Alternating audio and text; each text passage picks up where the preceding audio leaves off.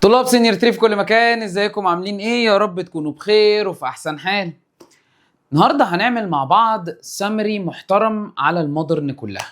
طيب مستر، السمري ده هدفه ايه؟ هدفه ان ده اول فيديو ان شاء الله هيبقى من نصيبنا في ليالي الامتحان، زي ما هينزل لحضرتك البرومو ان شاء الله.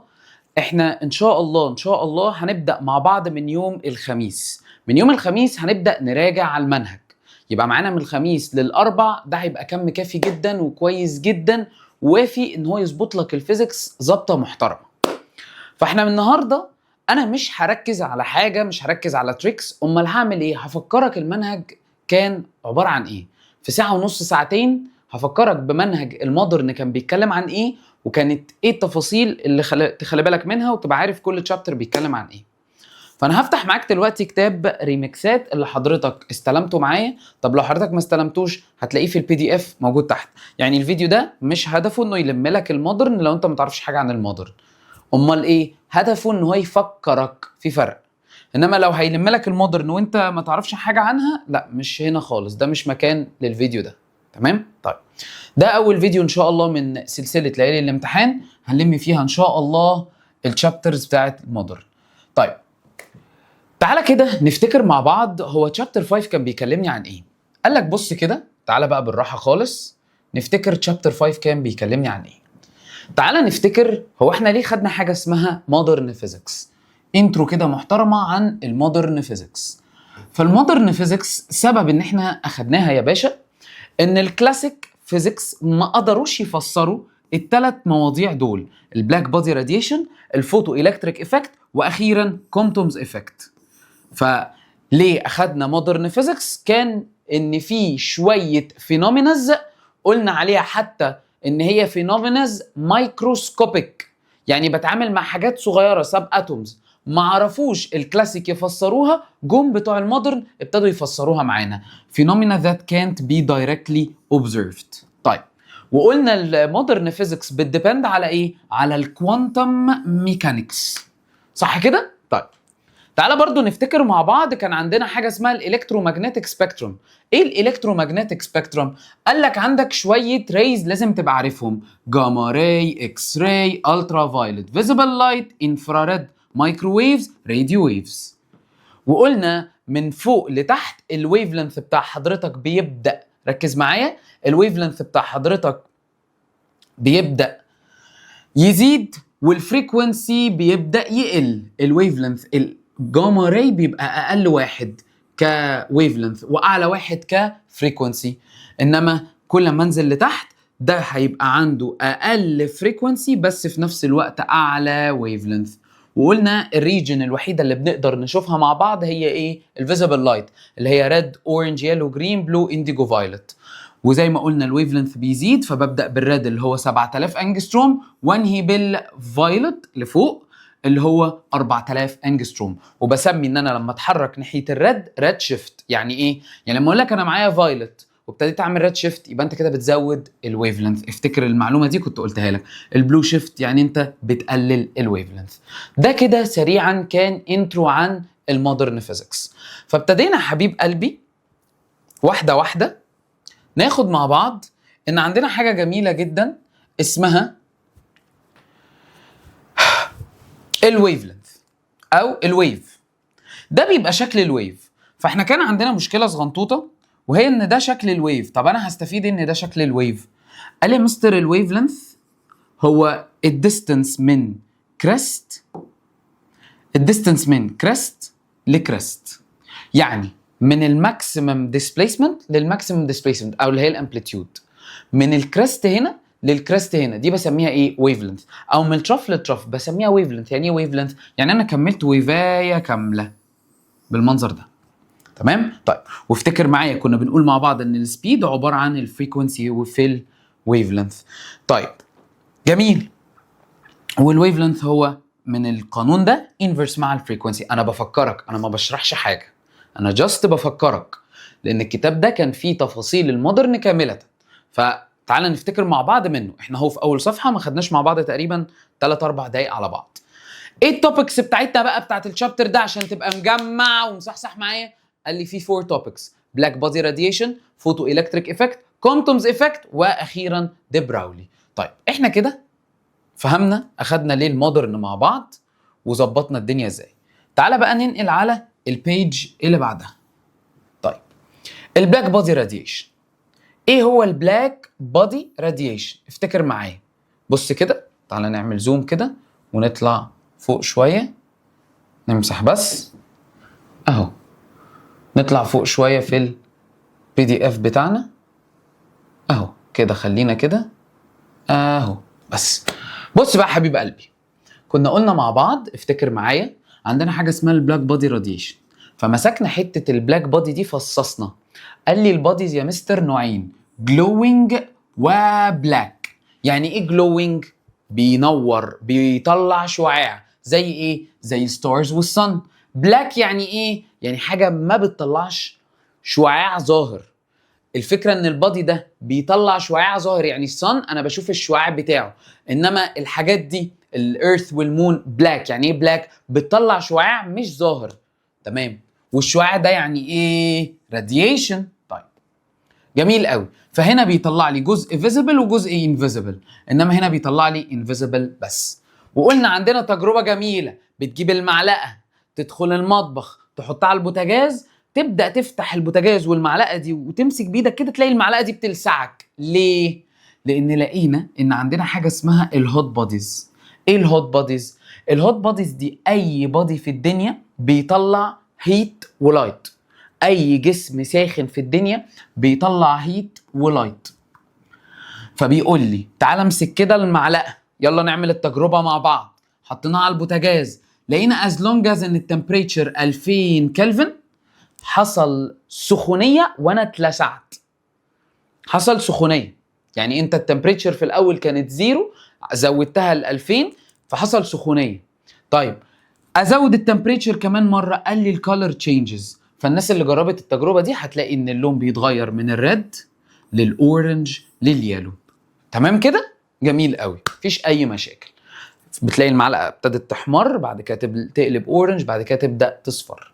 فدخلنا مع بعض على اول عالم معانا في المودرن خالص، وهو مين؟ عمك بلانك. بلانكس ديستريبيوشن. فعمك بلانك قال لك احنا هنبدا ندرس جراف، بس الجراف ده مش جراف دايركت وانفرس، يعني مش كل لما حاجه تزيد الحاجه الثانيه تزيد، او كل لما حاجه تقل الحاجه الثانيه تقل. الجراف ده جراف توزيع، ديستريبيوشن. يعني ايه ديستريبيوشن؟ يعني توزيع ما بين الراديشن انتنسيتي الشعاع والويف لينث. انا بفكرك الكلام ده انت المفروض فاهمه وفاكره، فانت افتكر معايا، جمع اكتر. بس انا مفيش حاجه بشرحها لك اهو، انا بعدي على الكلام سريعا عشان نخلص ان شاء الله الفيديو ده في وقت قليل جدا. طيب قال لي يا مستر دلوقتي لقيت ايه؟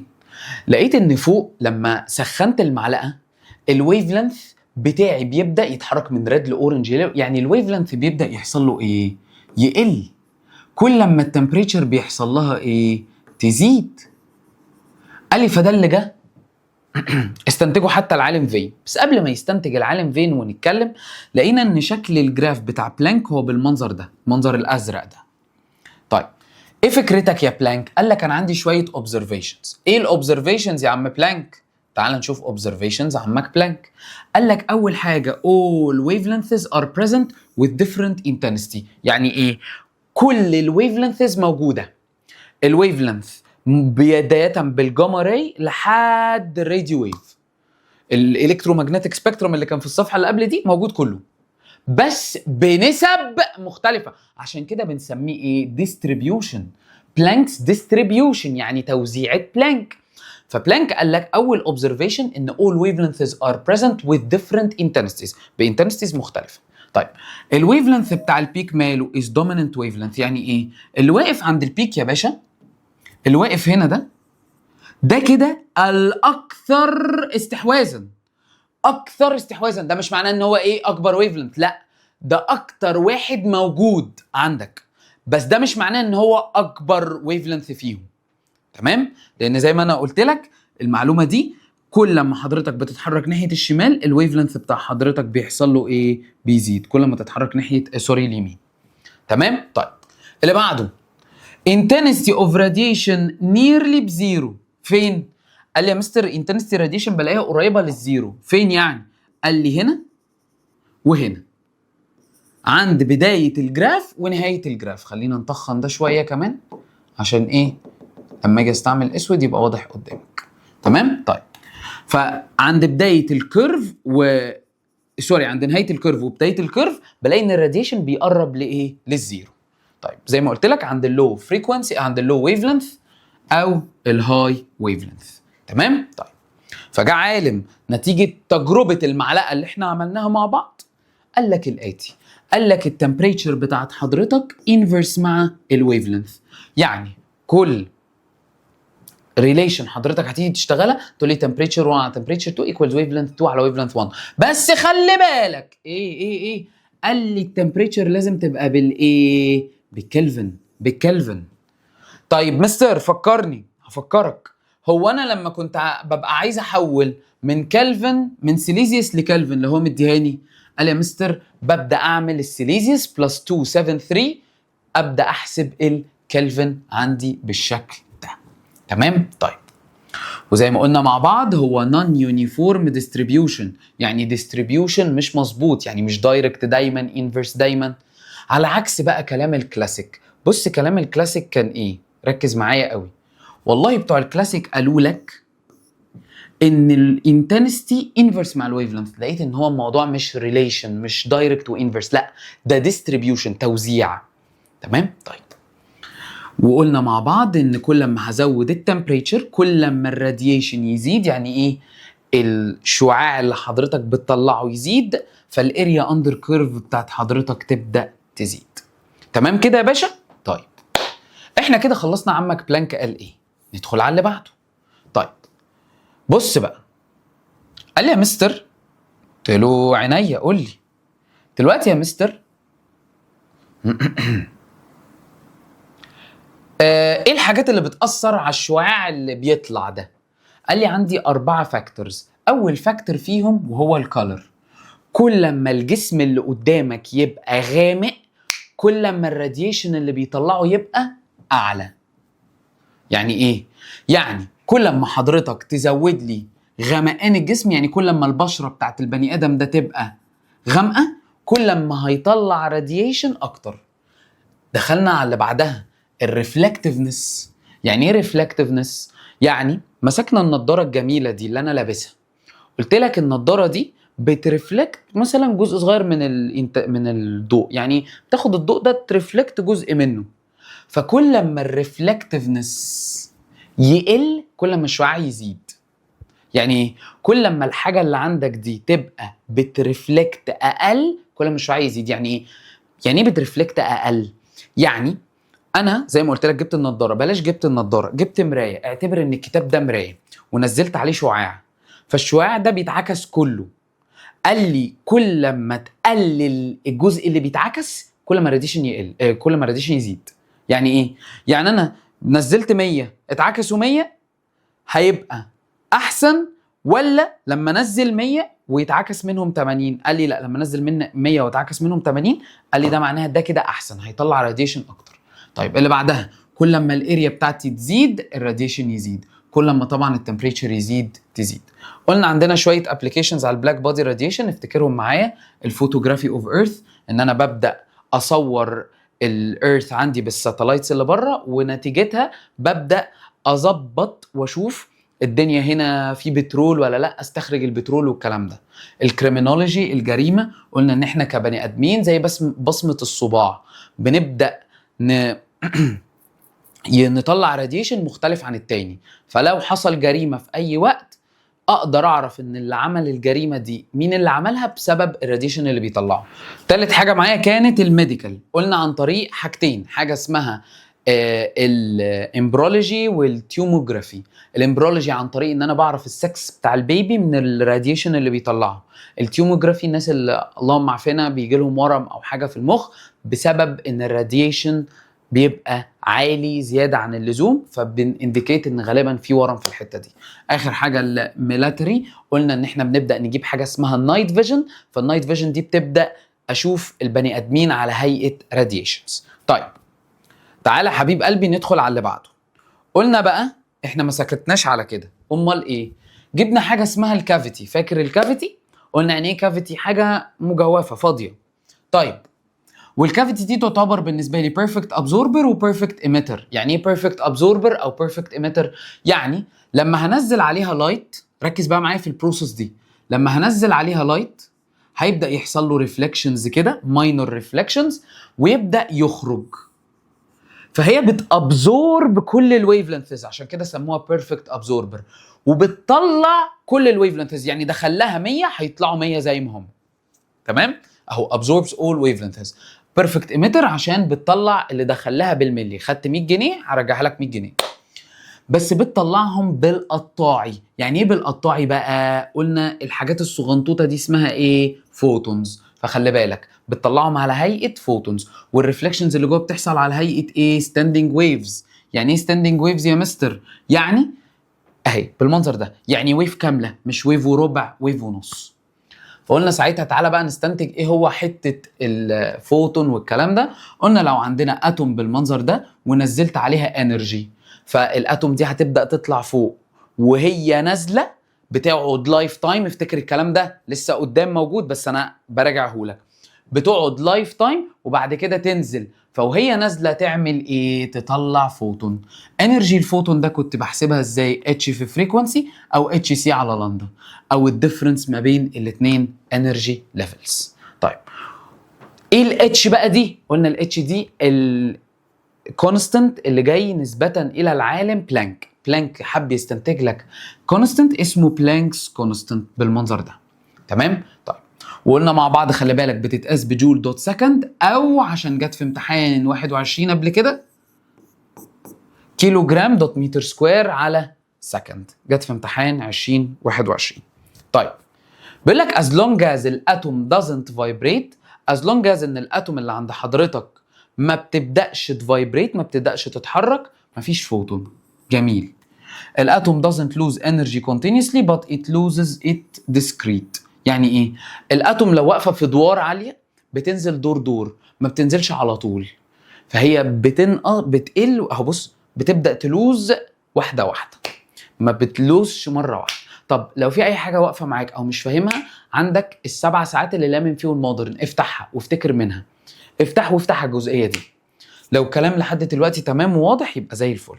طيب قال لي تعالى بقى لاخر جزئيه. ايه هي يا مستر؟ قال لي دلوقتي الراديشن انتنستي. ايه الراديشن انتنستي دي يا مستر؟ الراديشن انتنستي دي يا حبيب قلبي كنا خدناها، هي عباره عن النمبر اوف فوتونز في الوحده. لو بدل ما انا عندي اتوم واحده عندي مجموعه اتومز، فبحسب لهم حاجه اسمها الراديشن انتنستي. طب الراديشن انتنستي زي ما قلت لك هي عباره عن ايه؟ النمبر اوف فوتونز في، هي الانرجي الكليه، نمبر اوف فوتونز في انرجي الفوتون الواحده. فعملنا ريليشن مع بعض، قلنا ان كل لما العدد يقل، كل لما الفريكونسي بتاع، كل لما الاتوم تبقى عندها فريكونسي اعلى، كل لما عددهم هيقل. وافتكر بقى المثال اللي قلته لك بتاع ان في عند حضرتك زي ايه، اللهم صل على سيدنا محمد، في عند حضرتك زي في السنتر ولما عددكم يقل والكلام اللي قعدنا نقوله مع بعض. المثال الجميل اللذيذ اللي كان يلخص لنا الحته دي. ندخل مع بعض على اللي بعده.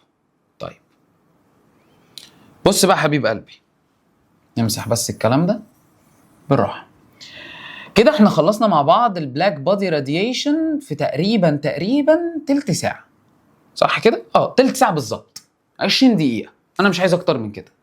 لو كل توبيك تقريبا في تشابتر 5 خدنا فيه تلت ساعه، قول تشابتر 5 اللي هو اكبر تشابتر فيهم كده هيتاخد كله على بعضه في ساعه، هيتبقى لحضرتك ساعه ونص كمان، يعني ساعتين ونص 3 ساعات بالكتير ان شاء الله، مش اكتر من 3 ساعات. والله انا بحاول اجيب اخري، والله بحاول الخص لك الدنيا وافكرك بكل حاجه، بحاول اعمل اللي عليا عشان ربنا يكرمك في امتحانك ويكتب لك الخير بس. طيب بص يا حبيب قلبي، تاني حاجه عندنا كانت ان انا لو جبت ميتال، حلو كده، لو جبت ميتال عندي والميتال ده جواه الكترونز، فعشان اطلع الالكترونز دي اخليها تعمل ايميشن، بعمل ايه؟ لازم بنزل انرجي اقوى من او اكبر من السور اللي قافل عليهم ده. والسور ده لو فاكر سميناه مع بعض ايه؟ البوتنشال بارير. فقلنا مع بعض الالكترونز عشان تخرج لازم تعمل ايه؟ تكسر البوتنشال بارير. فوق وصحصح معايا. طيب البوتنشال بارير ده تعريفه attractive force which attracts electron inside the metal without skipping. جميل قوي. طيب انزل بقى انرجي اكبر ازاي؟ قال لي يا مستر عن طريق اللايت او الهيت. ايوه ازاي يعني عن طريق اللايت او الهيت؟ قال لي عن طريق اللايت عن طريق ظاهره اسمها الفوتو الكتريك، عن طريق الهيت عن طريق ظاهره اسمها الثيرمو ايونيك. فتعالى بقى نتكلم على الثيرمو ايونيك افكت. يعني ايه؟ يعني بمسك الميتال ده اسخنه فيطلع الالكترون، امسك الميتال ده انزل عليه لايت الالكترون يطلع برضه. فقال لي يا مستر الظاهره دي عن طريق حاجه اسمها الثيرمو ايونيك اللي هي التسخين نسبه الى العالم تومسون. فالعالم تومسون جاء قال لك الاتي: الاميشن اوف الكترون، الالكترون بيخرج عن طريق ايه؟ ان انا بسخن الميتال. الابلكيشن اللي عندنا كانت ايه؟ الكاثود راي تيوب، السي ار تي اللي موجوده في التيفيز القديمه. وادي ده شكل الكاثود راي تيوب. تعال نفتكر مع بعض كانت عباره عن ايه؟ كانت عباره عن حاجه اسمها الفيلمنت والالكترون بيم او الكاثود اهو البيم اوف الكترونز. فانا كنت بمسك الفيلمنت دي اعدي فيها انتنستي، فالانتنستي لما تعدي تبدا تسخن، صح؟ تبدا تسخن الميتال، فالالكترونز تبدا بتخرج بطريقه عشوائيه، كله رايح في كل حته، صح؟ قال لي فمين اللي بيبدا ينظمهم ويمشيهم على المسطره؟ الجريد. والجريد كمان اللي بيتحكم في سرعتهم، لان الجريد ده كونكتد ببوزيتيف ونيجاتيف في نفس الوقت. فلو عايز يبطئ الالكترونز هيديهم نيجاتيف، يقول له اقف خليك مكانك. لو عايز يعديهم هيقول لهم بوزيتيف تعالى بقى عدي. هي دي الفكره لو فاكر معايا. بعد كده الانود بيبدا يمسكهم ياخدهم من ايديهم زي الجايد. فاكر لما كنت بقول لك المرشد اللي بيبدا ياخدك من حته لحته يقول لك ده كذا ده كذا؟ هي دي الانود. بيبدا ياخدك يقول لك ادخل بقى يلا على السكرين. طيب السكرين بقى للاسف لو انا ما كانش عندي الاربعه بليتس دول كانت الالكترونز هتفضل تروح عند السنتر. فانا ابتديت احط 4 ميتاليك بليتس تخلي الالكترونز تتوزع على السكرين اللي عندي. تمام؟ اهي تبقى متوزعه بالمنظر ده، فالسكرين كلها تنور اللي هي الفلورسنت سكرين. وقلنا مع بعض ان دي الجريد. الانود قلنا التيوب كلها بتبقى تيوب مفرغه، وانا ببدا احط الكومبوننتس اللي هي الايفاكيويتد تيوب. فقلنا مع بعض الالكترونز في الاول بتبقى بتعمل ورك، مجهود. الورك ده بيتحول لايه؟ لكاينيتيك انرجي. فالورك من شابتر 1 هو عباره عن كيو في في. فكيو هنا انا الكترون يعني 1.6 تايمز 10 باور نيجاتيف 19. فلقيت استنى بس عشان ما تفتكرهاش 0.6 1.6 تايمز 10 باور نيجاتيف 19. تعال نعمل عليه هايلايت. تمام؟ هي عباره عن ايه؟ هاف ام في سكويرد. فك الكاينيتيك انرجي. مثل الكترون برضو رقم ثابت 9.1 تايمز 10 باور نيجاتيف 31. فلقيت ان الفولتج بتاعنا والفيلوسيتي مالها الفولتج دايركت مع الفيلوسيتي بس باور 2. يعني الفيلوسيتي لو زادت الدبل الفولتج يزيد قد ايه؟ 4. تمام كده؟ طيب قلنا شويه نوتس on increasing the voltage between the two plates the deflection of beam electron increases. يعني ايه؟ لما تزود الفولتج ما بين التو بليتس قال لي هستفيد ايه؟ هستفيد ان الالكترون هبدا ازود عدد الالكترونز اللي طالعه. on increasing الابلايد voltage between الانود والكاثود. يعني ايه؟ قال لي يا مستر لو زودت الفولتج اللي ما بين اللي هو الجريد، يعني البوتنشال ديفرنس بتاع الجريد، هتحكم في سرعه الالكترون. تمام يا حبيب قلبي؟ طيب اظن الكتاب ده كان مهم قوي بالنسبه لنا. طيب دخلنا بعد كده مع بعض خلاص الطريقه الاولى اخدناها مع بعض. برضو نعمل لك بقى بالموف ما شويه الوان بقى، انت عارف. ربنا يوفقكم يا رب واشوفكم انجح الناس يا رب والله العظيم. بص يا حبيب قلبي الانرجي كان عندي طريقتين، يا لي يا ليت يا لايت يا هيت. خلاص خدنا مع بعض الهيت. تعالى ندخل على اللايت. اللايت بقى عن طريق ايه؟ قال لي عن طريق حاجه اسمها الفوتو الكتريك افكت. وده كان تاني توبيك من توبكس المودرن اللي علينا. يبقى اول توبيك كان البلاك بادي راديشن، تاني توبيك الفوتو الكتريك افكت. طب يا مستر واللي فوق؟ لا ما هي اللي فوق مهمه وبيجي عليها سؤال بس برضو. تمام؟ يعني مش دي التوبيك اللي هنديها اهميه. طيب بعمل ايه بقى؟ هقول لك دلوقتي بعمل ايه. بص يا حبيب قلبي، ببدأ انزل فوتونز، فالفوتونز تنزل على الميتال، فالالكترون يبدأ يخرج. بس الفكرة ان انا لما بنزل شعاع او لايت او فوتونز عامة، انا ببدأ انزلهم لازم يبقوا ايه؟ لازم تبقى قوتهم اكبر من البارير، ما ده اللي احنا اتفقنا مع بعض عليه، لازم تبقى ايه؟ greater than البارير. فبتوع الكلاسيك قالوا حاجة وبتوع المودرن قالوا حاجة. تعال نفتكر الكلاسيك قالوا ايه والمودرن قالوا ايه. بص بقى كده، بسم الله الرحمن الرحيم. بص يا حبيب قلبي، بتوع الكلاسيك جم قالوا لك ان اللايت ده عبارة عن الكترومagnetic ويفز، ماشي. طيب، وان الشعاع بتاع اللايت كل لما هيزيد كل لما عدد الالكترونز ايه اي كارنت دي اللي هي الالكترونز اللي طالعه الفوتو الكترونز او الفوتو كارنت. وان استنى كده، كل لما الشعاع اللي نازل يبقى اقوى. عارف يعني ايه الشعاع اللي نازل يبقى اقوى؟ عارف لما بتمسك الموبايل بتاع حضرتك وتلعب في البرايتنس بتاع الفلاش؟ هي دي الفكره، كل ما تزود اضاءه الفلاش دي. فاهم قصدي؟ طيب، قال لي ماشي، فساعتها تسرع لي من سرعه الالكترونز. طبعا الكلام ده فيستك وبلح، وهناخد التصليح بتاعه في الصفحه اللي بعدها. لو اضاءه ضعيفه، لو نزلت اضاءه ضعيفه، ركز معايا، هيحصل ايميشن بعد وقت. يعني ايه؟ يعني الموضوع بيعتمد من الاخر على الانتنستي اللي نازله.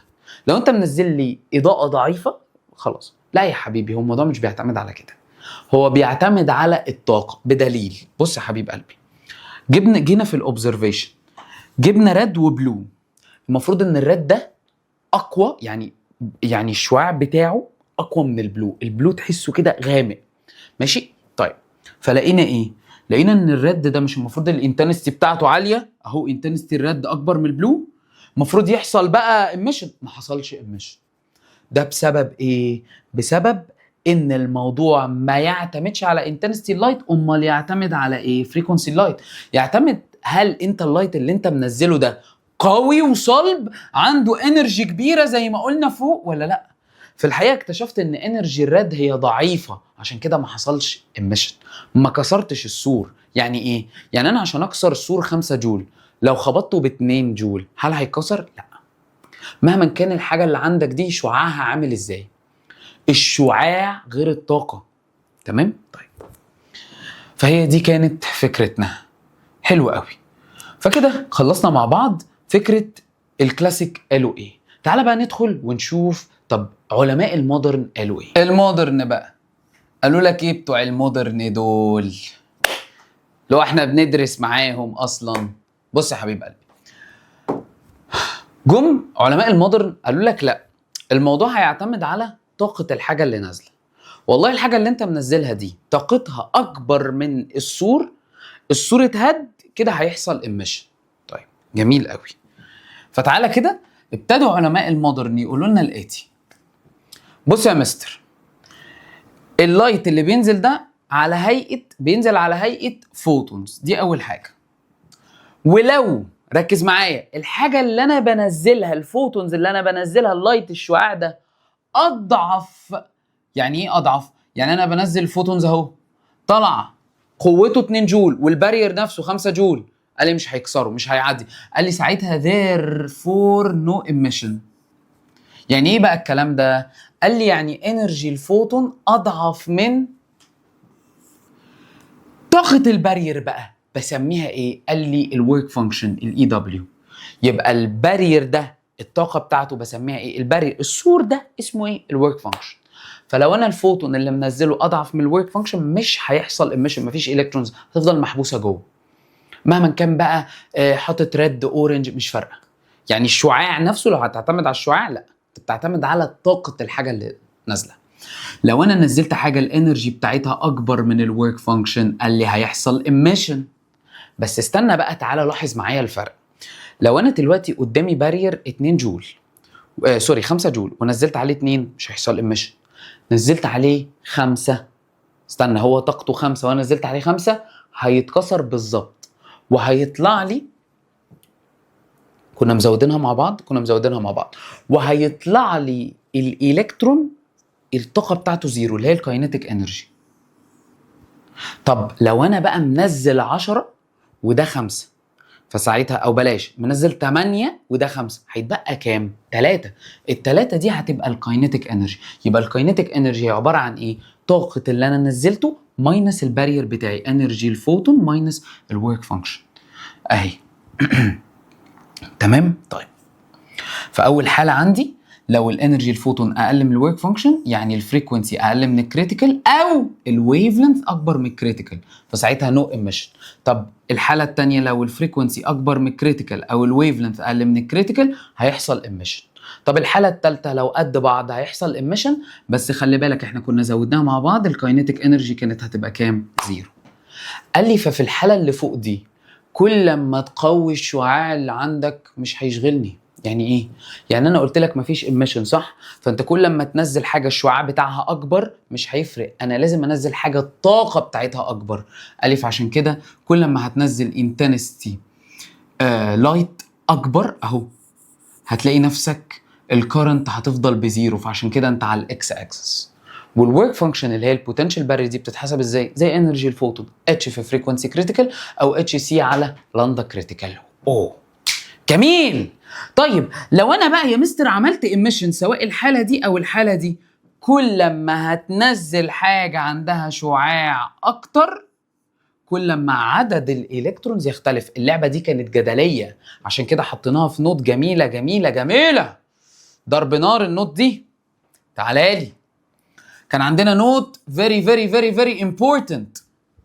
ايه هي؟ لو انا نزلت فوتون اقوى من الورك فانكشن، يعني انا لازم ابقى الحاله الثانيه او الحاله الثالثه، لازم يبقى في ايميشن من الاخر. فساعتها عندي حاله من اتنين، لو زودت الفريكونسي بتاعت الحاجه اللي نازله، يعني نزلت حاجه الفريكونسي بتاعها اعلى، فساعتها الكاينيتيك انرجي هتزيد، طاقه الالكترون اللي طالع تزيد بس عدده ثابت. ماشي؟ طيب انما بقى ركز معايا، لو زودت الاضاءه اللي نازله، يعني الاحمر زودت اضاءته، قال لي ساعتها الكاينيتيك انرجي بتاعتك هتبقى كونستنت، طاقه الالكترون كونستنت بس عددهم يزيد. لا تاني مش فاهم. يعني انت لو البارير ده نزلت 8 جول وهو 5، طيب بدل ما تنزل 8 خليتها 9، الالكترون اللي طالع طاقته هتبقى اعلى. تمام؟ انما لو نزلت شعاع اكتر عدد الالكترونز اللي طالع هيبقى اكتر. بس كده شكرا. جراف في غايه الاهميه. فاكره ولا مش فاكره؟ قال لي جراف ما بين الكاينيتيك انرجي والفريكونسي. نفتكر مع بعض، انا مش هفكرك كانت بتيجي ازاي. كنا قلنا مع بعض ان احنا بيبقى عندنا انترسبتد بارت اللي هو الورك فانكشن، وكان بيبقى عندنا الحته اللي هي على الاكس اكسس دي كانت بتبقى الفريكونسي كريتيكال، والسلوب بتاعنا كان بيبقى مين؟ الاتش. مش هفكرك بقى جت ازاي السلوب، عملناه ازاي، كنا قلنا واي ايكوالز ام اكس بلس سي واشتغلنا بقى. تمام؟ طيب على القانون ده جميل قوي قوي قوي قوي. تعالى نفتكر مع بعض بقى. كان عندنا حاجه اسمها الفوتو الكتريك سيل، حته نظري كده لذيذه، بس خلي بالك عشان لعب عليها في الامتحانات الاسترشاديه كتير. الفوتو الكتريك سيل يا حبيب قلبي ايه هي؟ قال يا مستر عباره عن سيل بجيب مجموعه الكترونز. حلو. ماذا بعد؟ بتبدا يا باشا تحطهم في سيركت. السيركت دي بيبقى عندها باتري كده متغيره تقدر تغير الفولت بتاعها، وبيبقى عندي اميتر وفولتميتر. فاللي بيحصل ايه؟ electrons are emitted with high kinetic energy. الالكترونز دي سوري بتبقى مستنيها انود. احنا قلنا الانود حتى هنا. فالانود اللي مستنيها ده بياخدها ويقول لها خشي في السيركت. زي ايه؟ زي الحاجات الطاقه الشمسيه والحاجات دي. قلنا ان احنا بيبدا ينزل فوتون، فتبدا تاخد الفوتون ده يبدا ينزل فوتون على بيم اوف الكترونز، فالالكترون يطلع يمشي في السلك. فقال لي electrons are emitted with high kinetic energy. طيب انا بقى كل ما هقلل الفولتج بتاع الانود اند كاثود، كل ما هتبدا تلعب في الفولتج وتقلله، اللي هم الباتريز دي الفولتج بتاع الحته دي. فلما تبدا تقلله هتلاقي عدد الالكترونز بيقل. الالكترونز هتفضل توصل للانود بس عددها بيقل. هتفضل تقلل تقلل تقلل لحد ما البطاريه دي توصل لزيرو وتتعكس. يعني ايه؟ هتلاقي ان البطاريه دي وصلت للزيرو. يعني ايه وصلت للزيرو؟ اهي البوينت دي. يعني كانت 4 فولت 5 4 فولت 3 فولت 2 فولت 1 فولت 0. وانس ان هي وصلت لزيرو بيحصل لها ريفرسنج، ما انت هتفضل هتقلل هتبقى ايه نيجاتيف، يبقى على العكس. قال لي هيحصل باي ريفرسنج الفولتج اوف الانود والكاثود، فولتج الانود هيصبح ايه نيجاتيف. فساعتها الانود احنا قلنا بيبقى بوزيتيف، لما الانود يبقى نيجاتيف والالكترون يروح يلاقي نيجاتيف، عدد الالكترونز اللي بتعدي للانود هيقل. قال لي فديكريزنج بوتنشال الانود till has value cause stopping الالكترون. يعني هتيجي عند لحظه معينه الالكترون مش هتحب ان هي تعدي، هتلاقي الناحيه الثانيه نيجاتيف، هتقول لك انا اعدي ليه. القيمه دي بنسميها ايه؟ الستوبينج فولتج. وقلنا حتى مع بعض ان الاي في ستوب هو عباره عن الكاينيتيك انرجي، الاي فولت عباره عن الكاينيتيك انرجي. وقلنا مع بعض لو انت فاكر، هو نعرف منين ان ده في ستوب؟ لو الاميتر، لو الفولتج ستوبينج فولتج ده لو الاميتر بيقرا زيرو. يعني ايه الاميتر بيقرا زيرو؟ يعني الفولت بتاعي خلاص مفيش. تمام؟ طيب. جميل جدا جدا جدا جدا. طيب الفولتج قصدي، انا قلت لك الفولتج بزيرو، لا انا قصدي الاميتر قرايته زيرو، يعني معناها ان انت خلاص مفيش الكترونز بتعدي، فالستوبينج فولتج بيبقى رقم. طيب دخلنا مع بعض على اللي بعده. كده حبيب قلبي احنا خلصنا نص تشابتر 5 تقريبا في نص ساعه. نص ساعه، معلش انا فاتح التايمر بس عشان ايه، ساعات بيحصل سرحان في الوقت، بسرح في الوقت بدل ما اسرح لك في الوقت. قلنا طب احنا عايزين نعرف بقى ايه هي الفوتون. ايه الفوتون دي؟ قلنا الفوتون دي البارتيكلز، قلناها في بلانك. طيب الفوتون دي عندها شويه خصائص. ايه اول خاصيه؟ الانرجي. الانرجي بتاعتها بتتحسب عن طريق اتش فريكوينسي او اتش سي على لندا. الحته دي هي دليلك انك تحسب اي حاجه للفوتون. دخلت لقيت بيقول لك فوتون، اوبا معايا كل حاجه. السبيد، الفوتون السبيد بتاعتها ثابته 3 تايمز 10 باور 8. المومنتم، قلنا المومنتم كان عن طريق ان هو ماس في فيلوسيتي، فابتدينا نفك الماس قلنا هو المومنتم والماس، افتكر معايا قلنا ان هما نفس الحاجه، يعني نفس القانون، مع اختلاف ان الماس زياده سي. يعني ايه؟ يعني الماس بتاع حضرتك هنا هيبقى اتش فريكوينسي على سي سكويرد او اتش على لندا سي. تمام؟ طيب والتشارج بتاعت الفوتون عشان نلعب عليها في امتحان 25 نيوترال، يعني ولا هي تروح ناحيه اليمين ولا الشمال، ولا اتراكت للبوزيتيف ولا للنيجاتيف. طيب جميل قوي. تعالى لي، دخلنا مع بعض زي ما قلت لك على الجزء الثاني، خلاص فاضل لنا صفحه ونخلص. شفت الدنيا سهله. كومتومز افكت. تالت حاجه معانا النهارده، احنا كده خدنا بلانك وراجعنا على الفوتو الكتريك، تعال نراجع على كومتوم. كومتوم كان عباره عن ايه؟ خلي بالك الفرق ما بين كومتوم والفوتو الكتريك. الفوتو الكتريك يا حبيب قلبي بيتعامل مع الكترون محبوسه، انما كومتوم بيتعامل مع الكترون فري. طيب فعمك كومتوم جاء قال لك ايه؟ جاء قال لك الاتي، انا عندي فري الكترون بالمنظر ده، هعمل ايه؟ عارف انت لما تدي صاحبك كتف كده، هتديها كتف، هتدي الالكترون دي كتف. فلما تدي الالكترون كتف هتديهولها بقى ازاي؟ عن طريق فوتون. بس لازم الكتف ده يبقى قوي عشان يهز الالكترون يخليها تتحرك، صح؟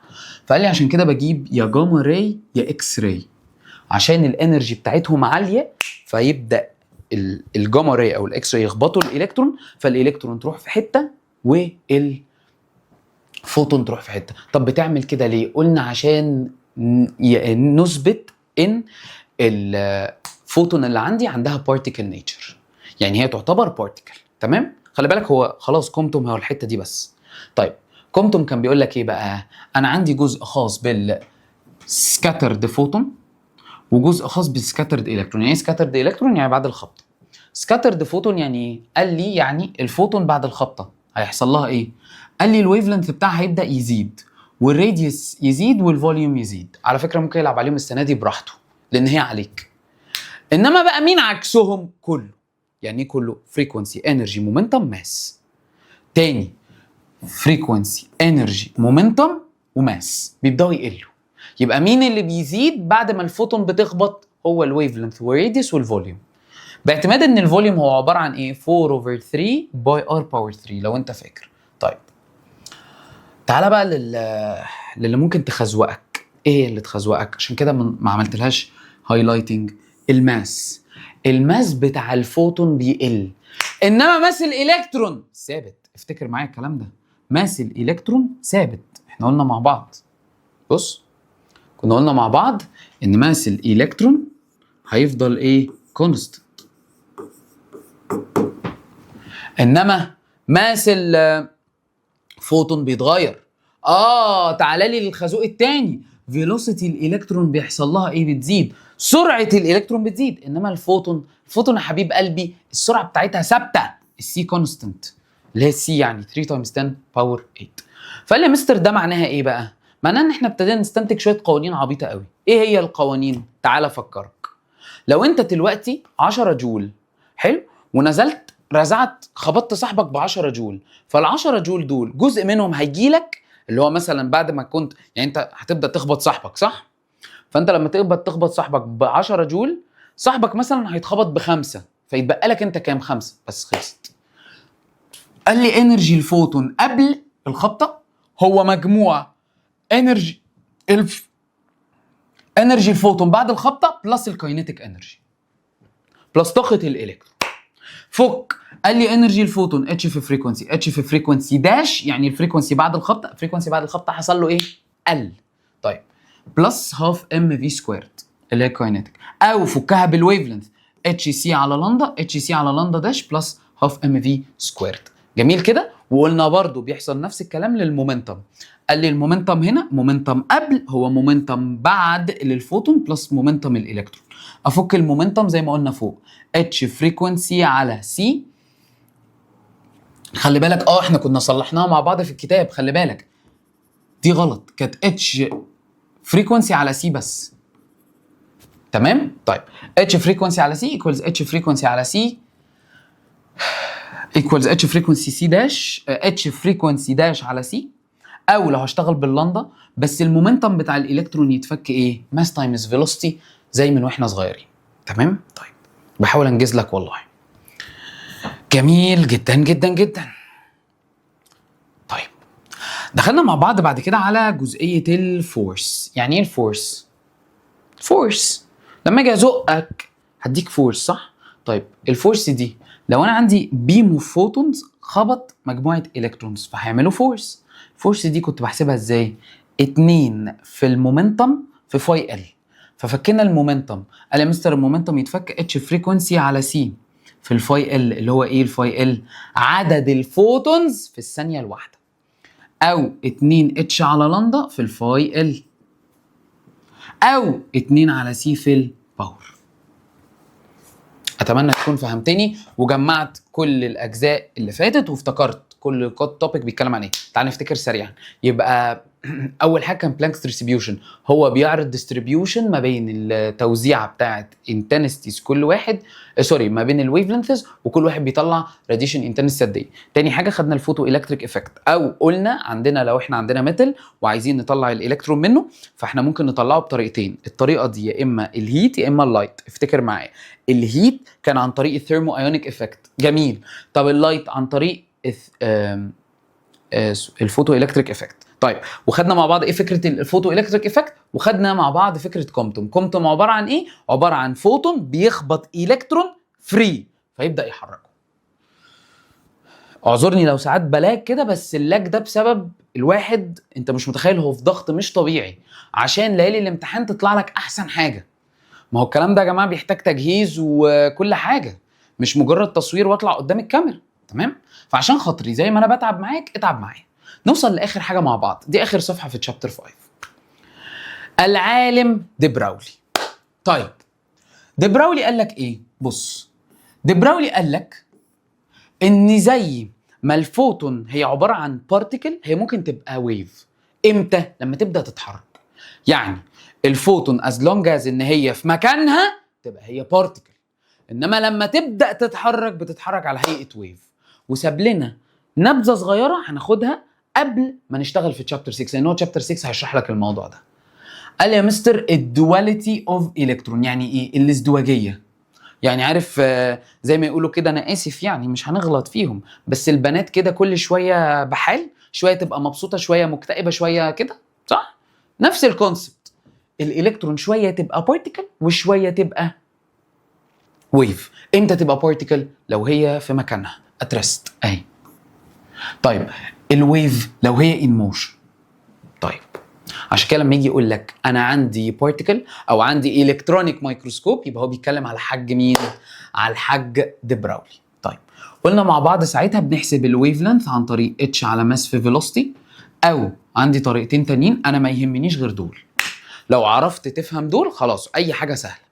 وخلي بالك انت لو فهمت ده انت خلاص فهمت ده. تعال نفتكر كده، نفتكر مستر احنا قلنا مع بعض الموضوع جاي منين؟ هقول لك سريعا. الموضوع جاي من ان انت بتقول لي على فكره، جاي من حته ان انت اللي قلناها في الكاثود راي تيوب ان الالكترون فولت عباره عن الكاينيتيك انرجي. ففكينا هاف ام في سكويرد وشلنا وعوضنا في القانون ده، شلنا الفيلوسيتي من هنا وعوضنا مكانها. طيب فطلع لي القانون الاولاني اللي هو اتش على روت 2 ماس الالكترون في الكاينيتيك انرجي. طب احنا اتفقنا مع بعض اي كاينيتيك انرجي ممكن اشيلها واحط مكانها ايه؟ الكترون فولت. اهو ده القانون الثاني. قال لي فساعتها في حته البارتيكل بيبقى عندي حاجه من اتنين كونستنت، يا الماس يا اما يا الكاينيتيك انرجي يا الماس. فساعتها الويف لينث يبقى انفرس مع روت الام، والويف لينث هنا يبقى انفرس مع روت الكاينيتيك انرجي. افتكر وصحصح معايا. احنا قلنا مع بعض امتى الويف لينث يبقى انفرس مع الماس بس؟ لو انا بتكلم على فوتون. انما لو بتكلم على بارتيكل يبقى الويف لينث انفرس مع روت الام. وافتكر كلامي كويس، ودي قلناها مع بعض والله في الكاثود راي تيوب. طيب تعال نفتكر المثال الجميل اللي قلناه مع بعض.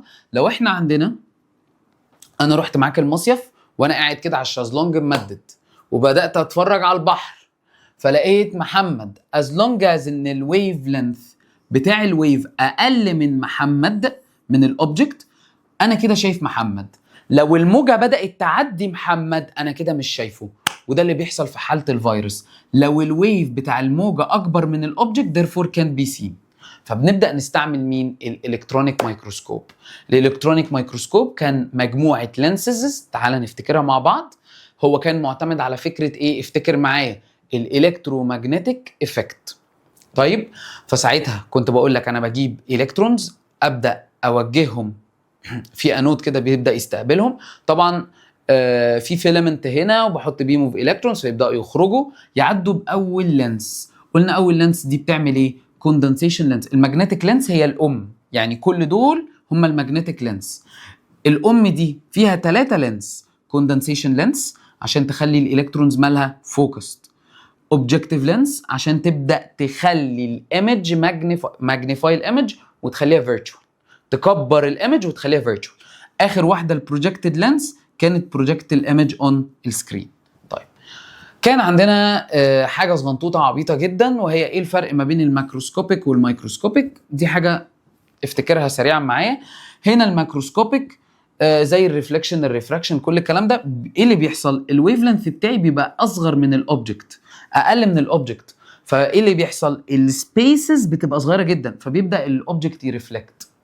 انما الميكروسكوبيك اللي بسببه اصلا جم المودرن قال لي الفوتون بيبقى قد البارتيكل، الويف لينث بيبقى اكبر من الاوبجكت. زي هنا الويف بيبقى اكبر من الاوبجكت فما بقدرش اشوفها بسهوله، فبتبدا تخترق الاتوميك سبيسز فما بقدرش اشوفها، فببدا استعين بحاجه تبدا تخليني اشوفها او ابدا اعمل اوبزرفيشنز عن طريق ان انا اركز ان هي اتوميك مش حاجه لذيذه وسهله.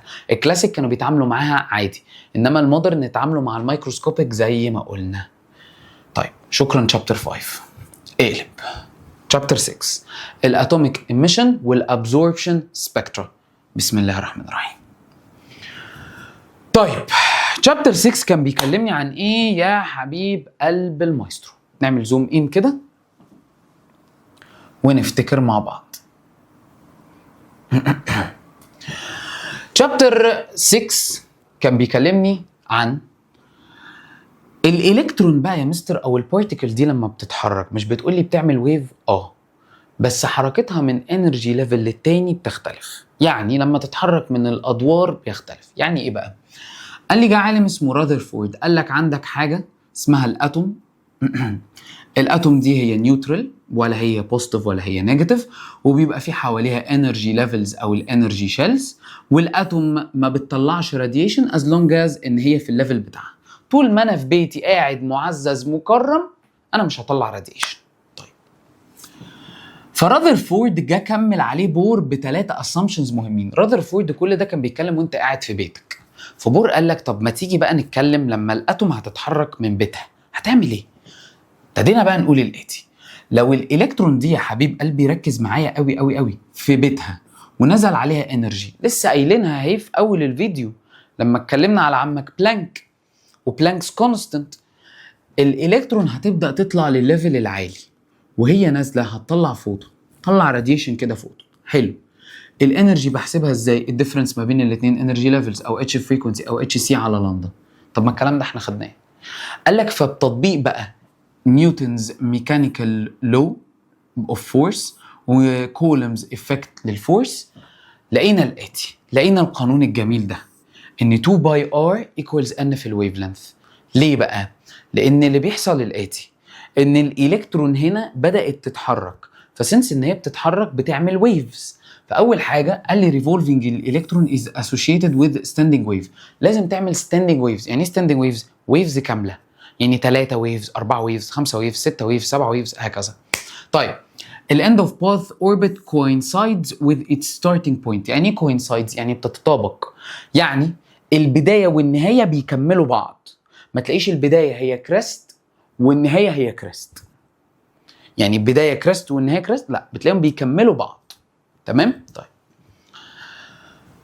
فقلنا مع بعض لو انت عايز تحسب، خلي بالك الانرجي بتاعتك دي هناخدها هنا، هي نيجاتيف 13.6 على ان سكويرد. فكك من الكلام ده. قلنا ال n دي هي النمبر اوف اوتر ليفل، يعني انا واقف في انهي ليفل. في ال k يبقى ال n بتاعتي ب 1، في ال l k l m n o p q وهكذا. طيب ال n بقى هي عدد الويفز، عملت كام ويفز او عدد الليفل اللي انا واقف فيه. طيب بدأنا نلعب لعبة جميلة قوي، افتكرها معايا. كان عندنا كام ليفل؟ كنا بناخد من k لحد q، يعني k l m n o p q، 7 ليفلز. طيب لو الاتوم واقفه في اي ليفل فوق، ركز في اللي انا بقوله، ابوس ايدك وفوق، لو واقفه في اي ليفل فوق وبتنزل على الليفل الاول يبقى انا ايه؟ ليمن اول، ليمن. هطلع فوتون خصائصه ان هو ليمن سيريس. طيب لو انا في الليفل اي ليفل فوق ونزلت على الليفل الثاني يبقى انا بالمر. افتكر الاغنيه ليمن بالمر باشن براكت فوند، ليمن بالمر باشن براكت فوند. ليمن يبقى انا لازم انزل على الليفل الاول، كنت في اي 60 داهيه فوق ونزلت على الاول. طب بالمر كنت في اي 60 داهيه فوق ونزلت على الثاني. باشن قال لي كنت في اي داهيه فوق ونزلت على الثالث. براكت كنت في اي 60 داهيه فوق ونزلت على الرابع. فوند كنت في اي داهيه 60 فوق ونزلت على الخامس. ليمن بالمر باشن براكت فوند. طيب قال لي ليمن ده بيقع فين؟ قال لي مستر بيقع في الالترا فايلت، بيطلع فوتون في الالترا فايلت، انما بالمر في الفيزيبل لايت. باشن نير الانفراريد، بدايه الانفراريد. براكت نص الانفراريد، عشان كده كنا بنخطفها، كنا بنقول ليمن بالمر باشن براكت فوند، باشن براكت فوند، الثلاثه انفراريد. فساعتها بنقول الميدل انفراريد والفار انفراريد اللي هو ابعد انفراريد. فابتدينا نقول يبقى الاتوميك سبيكترم بقى اللي هو عنوان الشابتر هو عباره عن ايه؟ راديشنز او فوتونز. فوتونز بتطلع بسبب تحرك الالكترون من انرجي ليفل للتاني. قال لي زي ما قلنا جروب اوف هيدروجين اتومز اكسايتد ان ديفرنت ويز، كل واحد اكسايت بديفرنت واي.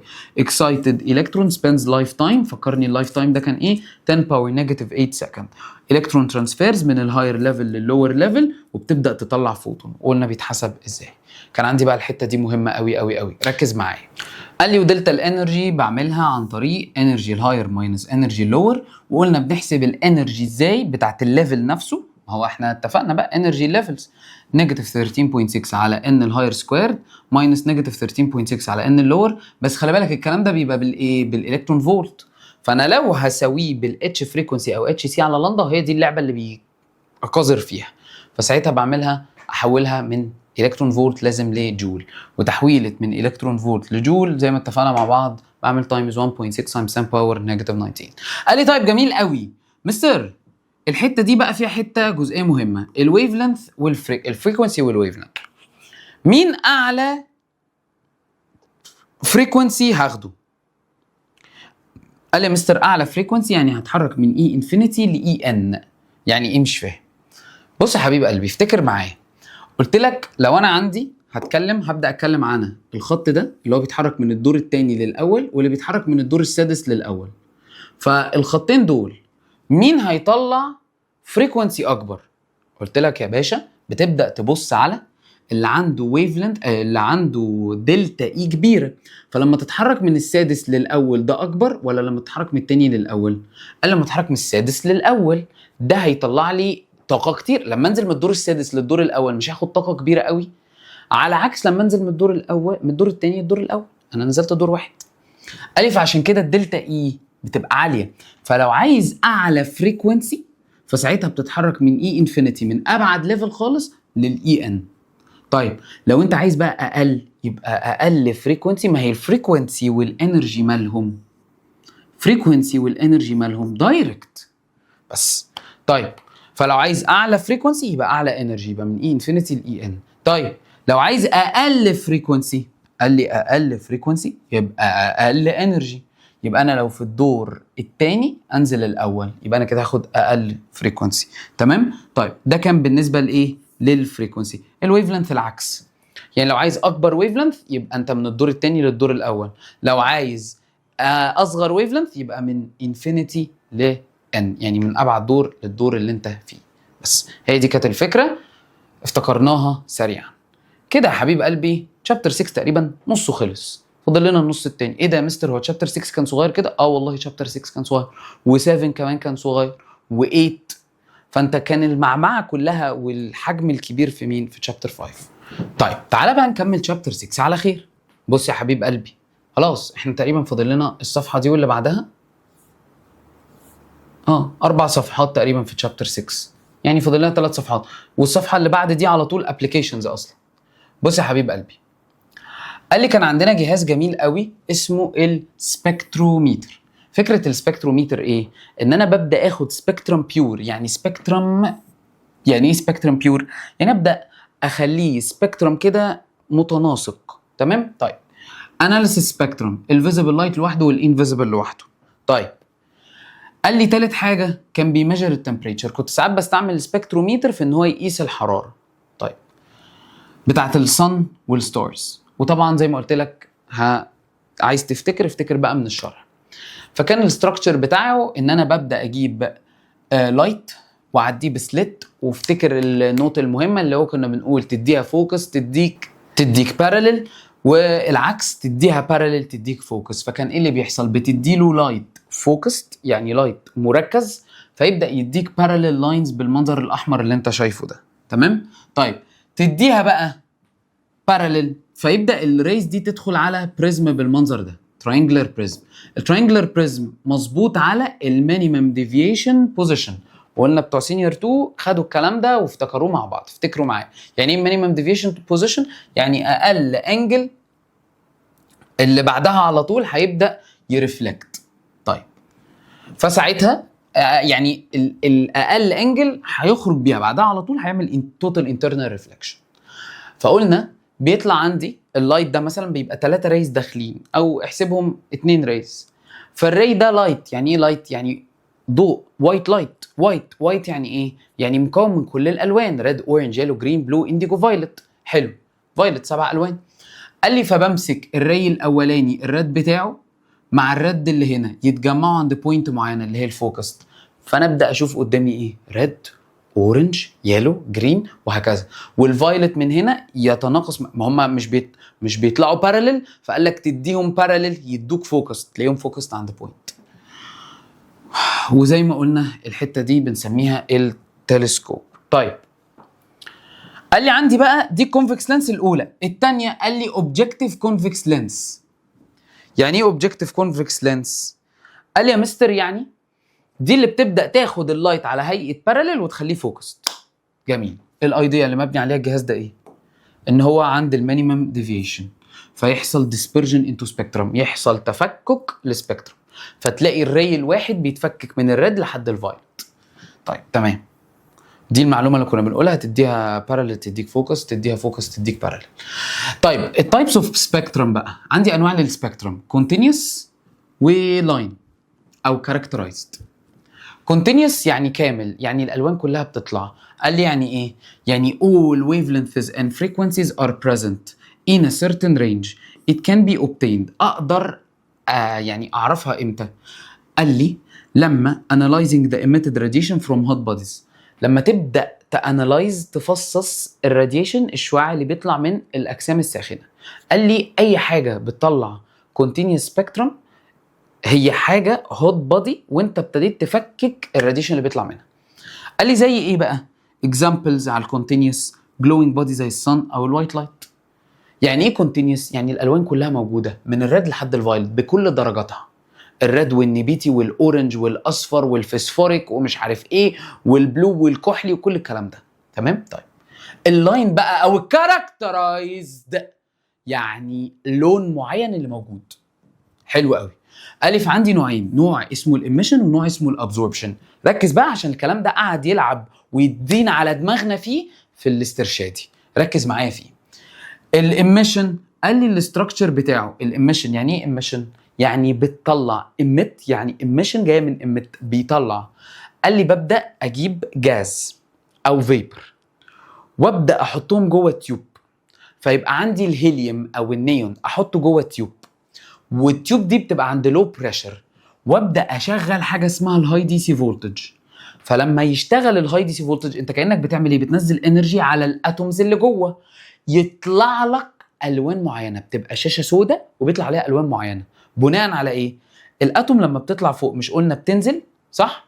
مش قلنا بتنزل بعد وقت اسمه 10 باور نيجاتيف 8؟ فقال لي بيحصل ايميشن، فالاميشن ده بيبقى على حسب هي بتامت ايه.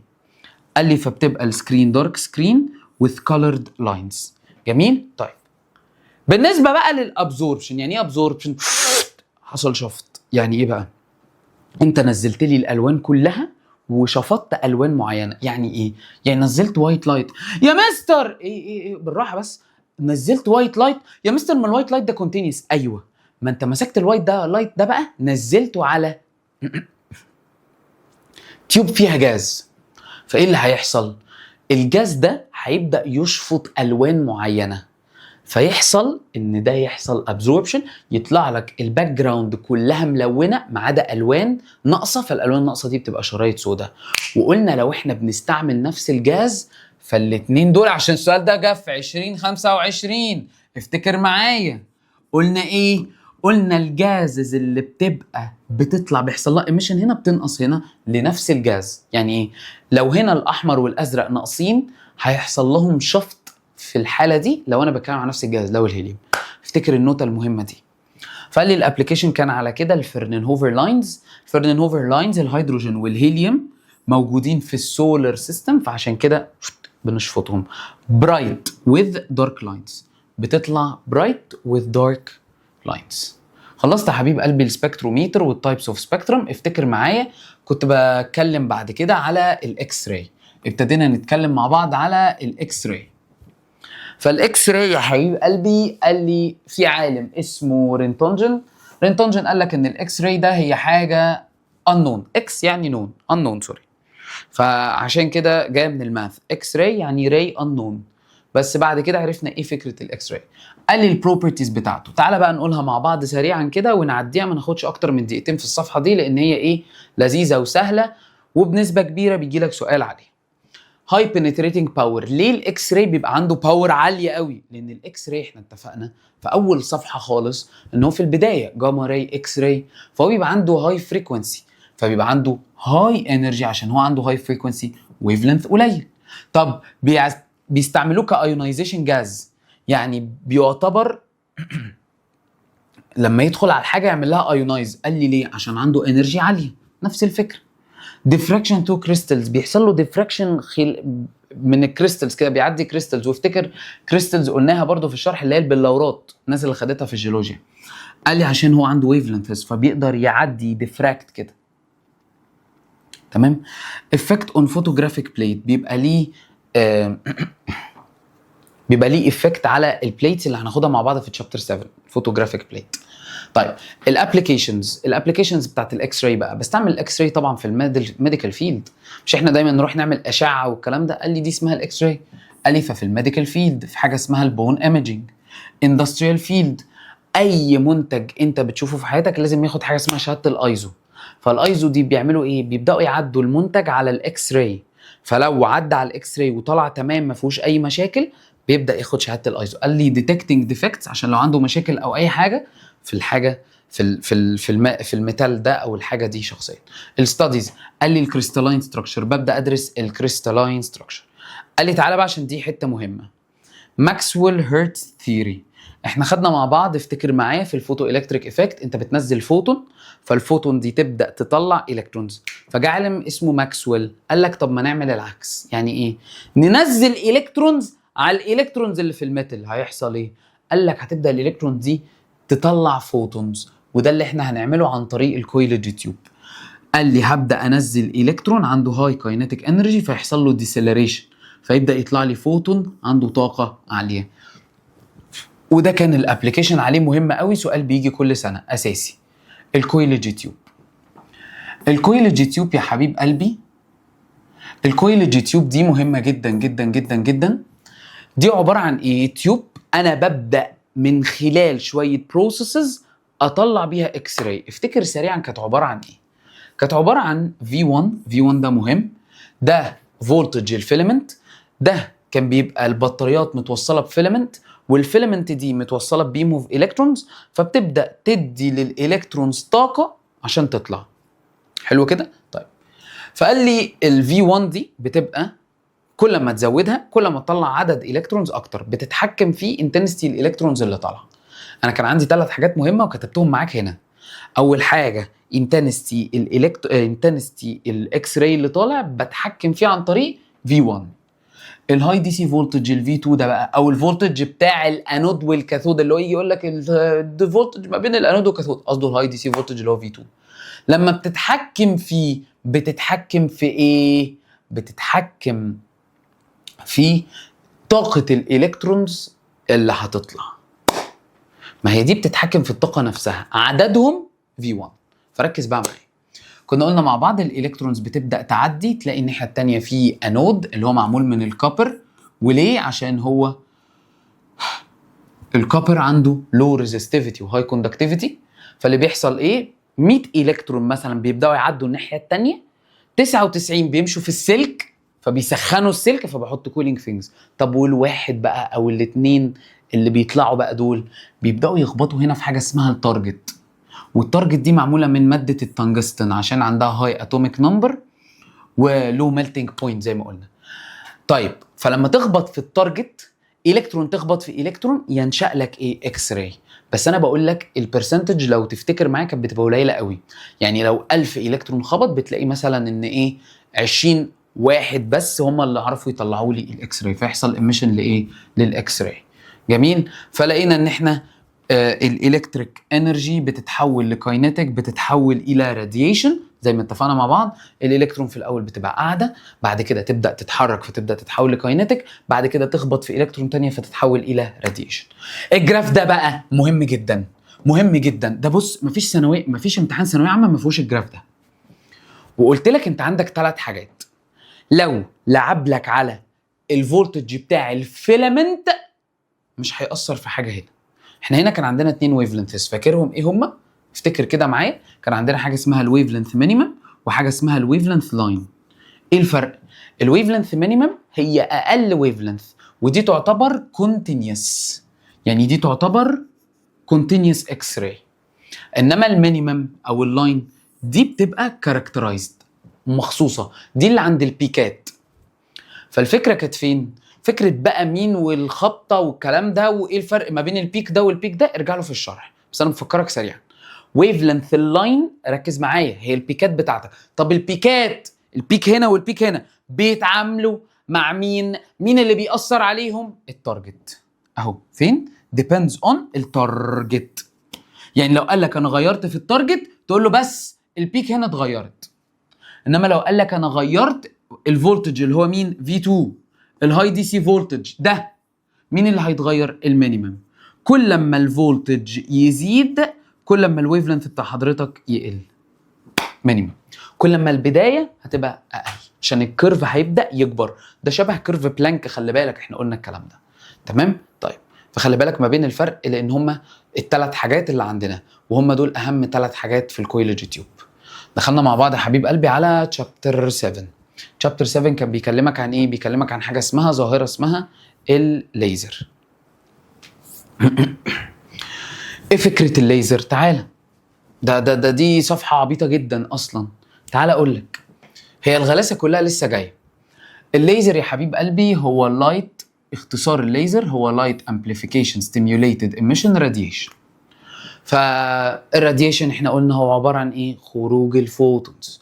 لما الفوتون تبدا بتأمت راديشن، يعني بتبدا تطلع راديشن. وكل الكلام ده احنا خدناه مع بعض. الاكسايتيشن يا حبيب قلبي والاميشن، ايه الفرق؟ الاكسايتيشن ان انا انزل انرجي على الاتوم، فالاتوم تبدا تطلع الدور اللي فوق. انما الاتوم وهي نازله بتعمل ايه؟ بتعمل اميشن. خلي بالك الفرق ما بين الاثنين دول. طيب، او الابزوربشن، يعني الاتوم بتبدا تابزورب الانرجي. طيب، كل الكلام ده احنا قلناه ان انرجي الفوتون هي اتش في فريكونسي او انرجي الهاير ماينس اللور. بنعيد الكلام اللي قلناه في تشابتر 6 وتشابتر 5. التايبس اوف ايميشن، كان عندي نوعين من الاميشن. النوع الاولاني وهو السبونتينيوس ايميشن. يعني ايه سبونتينيوس؟ ايه الفرق ما بين السبونتينيوس والستيميوليتد؟ تعال نقول سريعا. السبونتينيوس يعني الاتوم طلعت وقعدت براحتها فوق. عملت ايه؟ قعدت براحتها فوق، محدش غلس عليها. فبعد لايف تايم نزلت براحتها، فساعتها ده بنسميه سبونتينيوس ايميشن. جميل كده؟ طيب، ده بيتسمى سبونتينيوس ايميشن.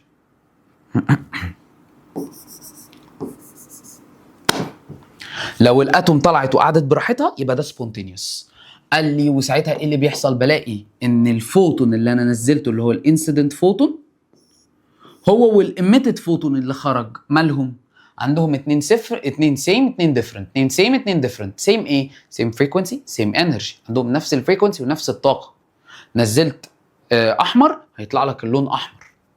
تمام؟ طيب، بس هيبقى عندهم ديفرنت ايه؟ دايركشن وفيز. ده ممكن تبقى منزله كده، التاني يطلع لك بدايركشن مختلف. وفيز يعني ايه؟ يعني ده ممكن يبقى عند الكريست وده عند الكريست، ده عند التروف، وهكذا. دي فكره كانت الفيز، وهناخد الكلام ده. مين اللي بيتعامل معامله السبونتينيوس؟ اللايت سورس. مين بقى الستيميوليتد؟ ستيميوليتد كانك بتجري، بتسرع. ستيميوليتد شبه الكاتاليست كده، انت بتسرع البروسيس. يعني ايه بتسرع البروسيس؟ قال لي الانسيدنت فوتون بينزل فوق. حلو كده؟ يعني ايه يا مستر؟ يعني انت الاتوم بعد ما طلعت فوق اهي واقفه هنا، نزلت براحتها، يبقى ده سبونتينيوس. حد استعجلها، انت نزلت بقى فوتون يستعجلها، قال لي ساعتها هتبقى ستيميوليتد. فساعتها قبل اللايف تايم بتبدا تنزل، وبيبقى عندي 2 فوتونز ستيميوليتنج وستيميوليتد، ويبقى عندهم نفس كل حاجه. بيطلعوا هم اخوات. شبه مين بقى؟ شبه الليزر. بيبقوا اخوات في ايه؟ في الانرجي، الفريكونسي، الدايركشن، الفيز. زي ما قلت لك انا براجع مراجعه سريعه من بره. المراجعه التقيله اللي هتظبط لك المنهج بدايه ان شاء الله من يوم الاحد اللي هترجع فيه من امتحان الانجليش. انما دلوقتي احنا بنفتكر التوبكس بتتكلم عن ايه، بتفتكر معايا ايه بيقول ايه. تمام؟ لان انا مش عايزك تدخل لي تجي لي يوم الاحد تقول لي يلا بقى بسم الله، ايه ده؟ شابتر 1 كان بيقول ايه؟ شابتر 2 كان بيقول ايه؟ لا، انت فاكر، انت جاي راجع لي من امتحان الانجليش فاكر وعارف مين فين ومين بيودي على ايه بس. وهتمشي لي ايدك كده في استرشادي او 2 استرشاد، مش هياخدوا منك اكتر من ساعه ونص الفيديو. اعملني تايمز 2 يا عم، هتلاقي نفسك ساعه لو هو الفيديو ساعتين. تمام؟ عشان خاطري الكلام ده مهم جدا. طيب، دخلنا مع بعض بعد تشابتر 7، قلنا البروبرتيز بتاعت الليزر. الليزر عنده 4 بروبرتيز. البروبرتي الاولانيه وهي ان هو مونوكروماتيك. البروبرتي الثانيه وهو ان هو كوهيرنت، كوليميتد، هاي انتنسيتي. مونوكروماتيك يعني الليزر بيبقى لون واحد، اوديت. مونوكروماتيك ليزر has one color with one wavelength only. طيب، ده الليزر، ده البلب. طب كوهيرنت يعني ايه؟ يعني الحاجه بتاعته، ركز معايا، الفوتونز ايميت بتطلع بنفس الفيس في نفس الوقت، يعني كانهم مارش كده، طابور مارش. طابور مارش، انت لما بترفع رجلك لازم زميلك يكون رافع في نفس الوقت. فبلاقي ان الكريست عند كريست، التراف عند تراف. انما اللايت انكوهيرنت. كوليميتد، يعني ايه كوليميتد؟ كلهم طالعين في نفس الدايركشن كده. انما اللايت بتلاقيه كده بدأ اهو، ده الليزر بيطلع لي بالمنظر ده، السيرفيس اريا كونستانت، يعتبر سبريدنج انجل نيرلي بزيرو. انما اللايت بتلاقي ان السبريدنج انجل بتبدا تكبر، السيرفيس اريا انكريزز. طيب هاي انتنسيتي، يعني ايه هاي انتنسيتي؟ it doesn't obey the inverse square law. يعني ايه inverse؟ يعني ايه it doesn't obey the inverse square law؟ يعني الليزر بيفضل عنده نفس الاضاءه لمسافات طويله، على عكس اللايت كل ما بتكبر المسافه كل ما اضاءته بتقل. يعني ايه؟ كل ما تبعد فلاش الموبايل الاضاءه بتقل، لما تقرب فلاش بيبدا يزيد، قوته تزيد. قال لي عشان كده اللايت بيسمع كلام الانفرس سكوير لو. ايه الانفرس سكوير لو؟ ان الانتنسيتي انفرس مع الديستانس باور 2. طيب دخلنا مع بعض بعد كده الليزر كومبوننتس الليزر. عشان اعمل ليزر لازم يبقى عندي اول حاجه اكتيف ميديم، ده ممكن يبقى سوليد ليكويد جاز. سوليد زي السيليكون او الربي، سيمي كوندكتور او كريستال زي الربي. الليكويد اللي هو الاورجانيك دايز. الجاز ممكن يبقى ميكستشر من حاجتين، كومباوند او ايونايزد. احنا هناخد مع بعض الميكستشر في السلايد اللي جايه ان شاء الله.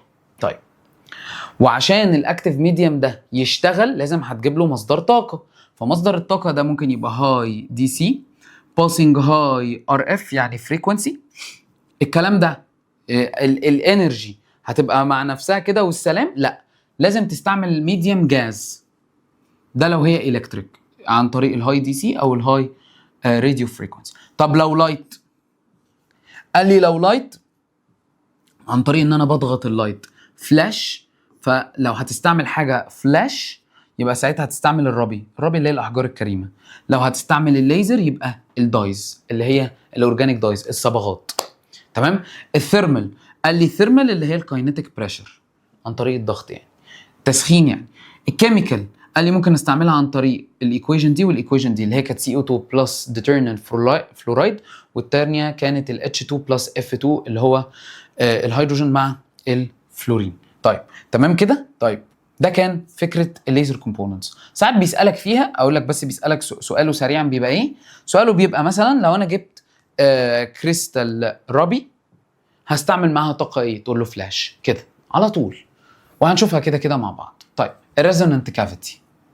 الريزونانت كافيتي يا حبيب قلبي دي تالت حاجه معانا بعد ما خدنا مع بعض. بص كده في السلايد ده، انت عشان تكون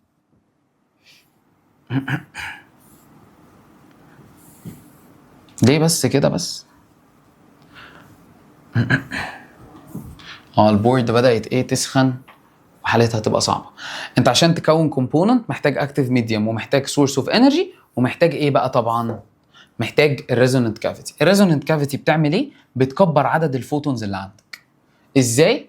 قال لي كونتينر فور فوتونز بيسموه الاكتيفيتنج كاتاليست، سريع، وفور امبليفيكيشن. يعني ايه امبليفيكيشن؟ تكبير، بيبدا يكبر الفوتونز اللي عندك، عدد الفوتونز او طاقه او انتنسيتي الفوتونز. يعني انتنسيتي الفوتونز يعني ايه؟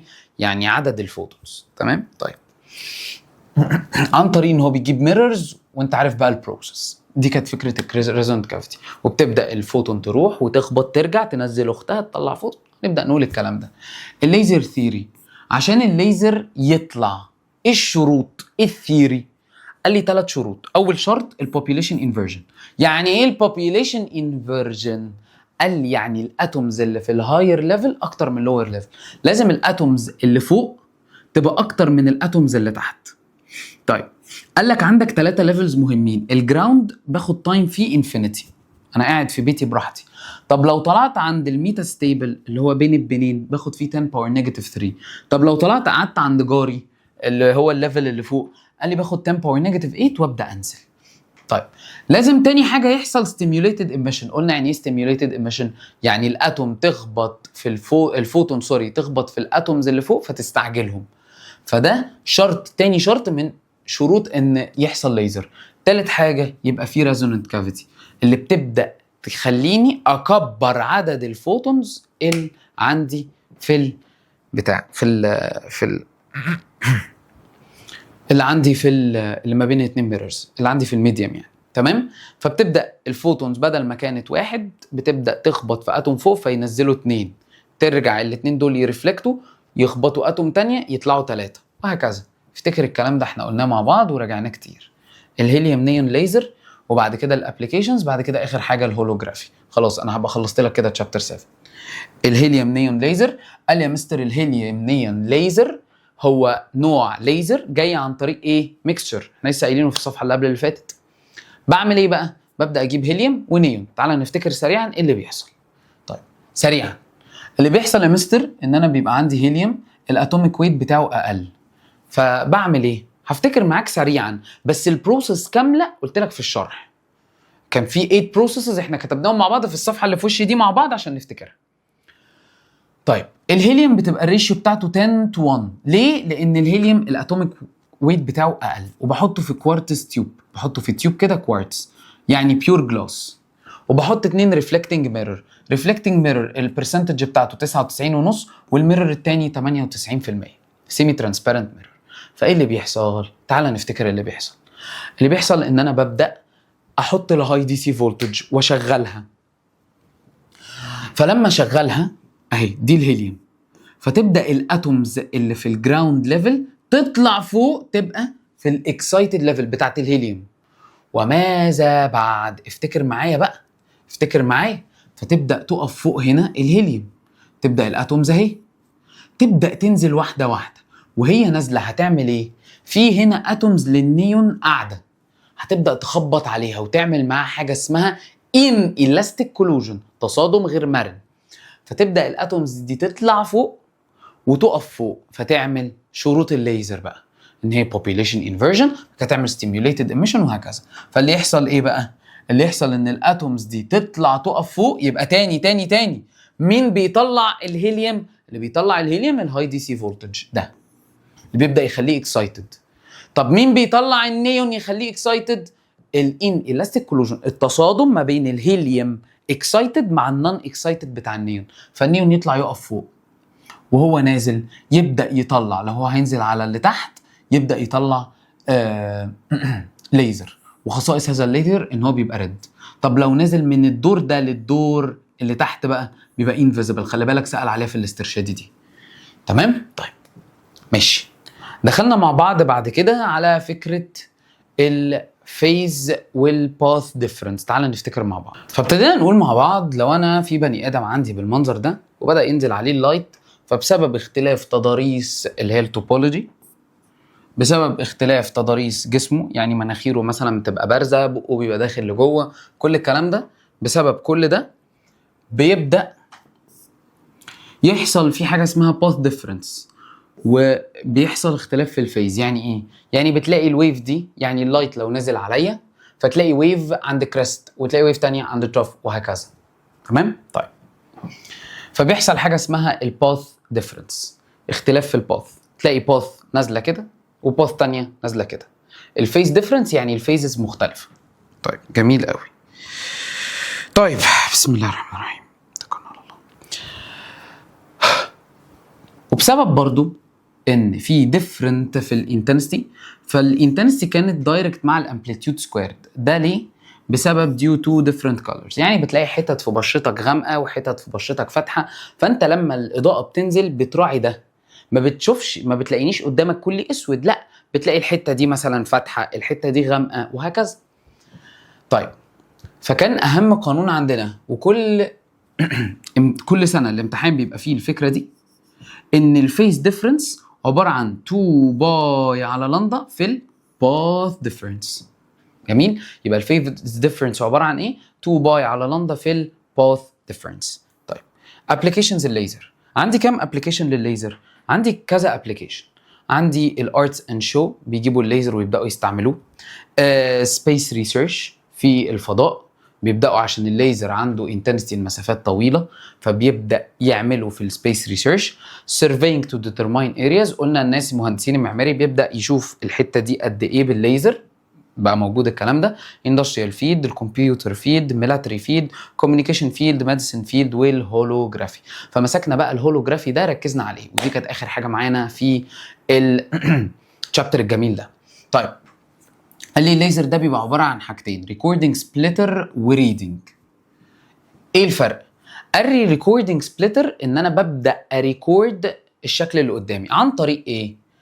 بجيب حاجه اسمها السبليتر، فجزء من الريز اللي بتعدي، يعني الري بيبقى مثلا الشعاع بتاعه اهو، تعالى كده بص معايا اهو، جيبه لك كده سريعا، جزء الشعاع اهو، الشعاع اهو، احاول اعمله لك على البورد اهو، الشعاع اهو، فانا جزء من الشعاع ده بعديه بسبليتر والجزء التاني بيهرب.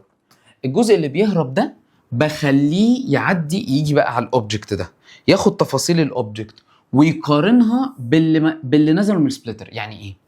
السبليتر دي بتاخد مثلا انا عندي 10 ريز، افرض معايا طالعين من الليزر، فال10 ريز دول 5 منهم انفصلوا، والخمسه التانيين بيروحوا ياخدوا بيانات من الاوبجكت، فتلاقي الخمسه اللي انفصلوا دول مثلا زي الكتالوج بتاعك، الريفرنس، اللي بياخدوا دول بيقول له البشره السمراء كذا، الكود بتاعها كذا، طق كذا، فتبدا تريكورد على الهولوجرام، بتبقى كودد ايمج. فزي ما وريتك في فيديو الشرح في تشابتر 7 قلت لك بتبقى تداخل ما بين البرايت والدارك فرنجز. قلت لك الناس دلوقتي بقت بتلعب اللعبه دي، ان هو يجيب لك حاجه زي اللي بتشوفوها بتاعه المكتبه ام كلثوم والحاجات دي، بتبدا ترسم هيكل عن طريق الهولوجرام. طب عايز تقرا بقى، بتبدا تجيب ليزر برضو وتحط الهولوجرام دي وتبدا تبص، بس ما تبصش في وش الليزر، يعني لو الليزر كده ما تبصش، امال ايه؟ الليزر يبقى كده انت هتشوف تحت اهو، تشوف ال 3 دي ايمج هنا، الليزر كده هتشوف ال 3 دي ايمج هنا. تمام؟ طيب هي دي الفكره. طيب انا كده خلصت لحضرتك يا باشا الهولوجرافي. خلاص الناس اللي معاها البوكلت ده عارفه ان فاضل تقريبا بتاع 5 اسئله، 5 صفحات، ادي 4 صفحات لان الكفر عدى. شابتر 8 يا باشا، تعالى ندخل على شابتر 8. قلنا شابتر 8 احنا هنتعامل مع البيهيفير اوف الالكترون. يعني الالكترون بيتعامل ازاي؟ ممكن الالكترون ده يبقى فري وممكن يبقى باوندد، محبوس كده. لو فري الكترون زي كاثود ري تيوب، الكويلوجي تيوب، لو باوندد قال لي لو محبوس ما بين ليفلز معينه. طيب فبيبدا لما ينزل يطلع فوتون، انما هنا بتبدا تلعب ان الفيلوسيتي، الفولتج دايركت مع الفيلوسيتي سكويرد. قلنا عندنا حاجه اسمها السيمي كوندكتور كريستال، وده اول سؤال هتتسال فيه. ايه فكره السيمي كوندكتور؟ بص، كان عندنا 3 انواع للماتر، ميتال او كوندكتور، وسيمي كوندكتور، ونون كوندكتور اللي هو النون ميتال. فالكوندكتور ده اللي هو الاوتر بتاعه من 1 ل 3 زي الالومنيوم. السيمي كوندكتور كان الاوتر بتاعه 4 بس. الانسيوليتر العازل اللي هو النون ميتال ما بيعديش فيه كهرباء خالص بيبقى من 5 ل 7 الكترونز. فاللي بيحصل ايه بقى؟ احنا بنشتغل على السيمي كوندكتورز اللي هم السيليكون والجرمانيوم. حلو قوي. فالسيمي كوندكتور كريستال ركز معايا قوي قوي قوي قوي. السيمي كوندكتور كريستال يعني انت بتبدا تجيب سيليكونز كتيره كده رابطين ببعض. كام بوند؟ ركز معايا افتكر، احنا قلنا الاوتر موست كام هنا؟ 4. فهيبقى عندك 4 رابطين اهو، ادي 2، ادي 1 2 3 4، الاربعه رابطين اهو. ففي المرحله دي لو انت جبت الكريستال زي ما هي مفيش اي حاجه، مفيش اي تاثير، فساعتها بيطلع لك at 0 كلفن النمبر اوف بروكن بوندز بزيرو والنمبر اوف فري الكترونز برضه بزيرو. فساعتها بتعامل ان هو ماده عازله. يعني لو جبت السيمي كوندكتور زي ما هو، يعني ايه سيمي كوندكتور؟ بين البنين، ممكن يكوندكت وممكن لا. فساعتها قلنا مع بعض ان انا في حاله لما جبت الكوندكتور زي ما هو كله رابط، الاربعه رابطين مع بعض، خلاص مش هينفع. امال ايه بقى؟ قال لي مستر النمبر اوف بروكن بونز هيبقى زيرو والنمبر اوف فري الكترونز بزيرو، فهو مش هيولد كهرباء. طب لو انا بقى يا مستر عايز ابدا اخليه يولد كهرباء، قال لك هتعمل ايه؟ تزود التمبريتشر. فتبدا التمبريتشر لما تزودها ينزل لك انرجي على هيئه هيت او لايت، خلي بالك عشان سال فيها. فالالكترون تبدا تسيب مكانها وتطلع، بس تطلع وتمشي خالص؟ قال لي لا. فتبدا الالكترون اللي جنبها جارتها تيجي مكانها. افتكر بقى البروسيس دي. طيب اللي مشت بتسيب مكانها ايه؟ بوزيتيف. يعني ايه بوزيتيف؟ قال لي بوزيتيف هول، بتسيب مكانها حفره، فراغ، هول، جاب، فيكنسي. الثلاثه اسمهم ايه؟ هول اهي، هول وجاب وفيكنسي نفس الاسم. فقال لي الهول بتبدا الالكترون لما تسيب مكانها وتمشي، الالكترون دي اهي بتمشي ليه؟ عشان في تمبريتشر نزلت عليه. فجارتها تقول لها لا انا هقعد مكانك.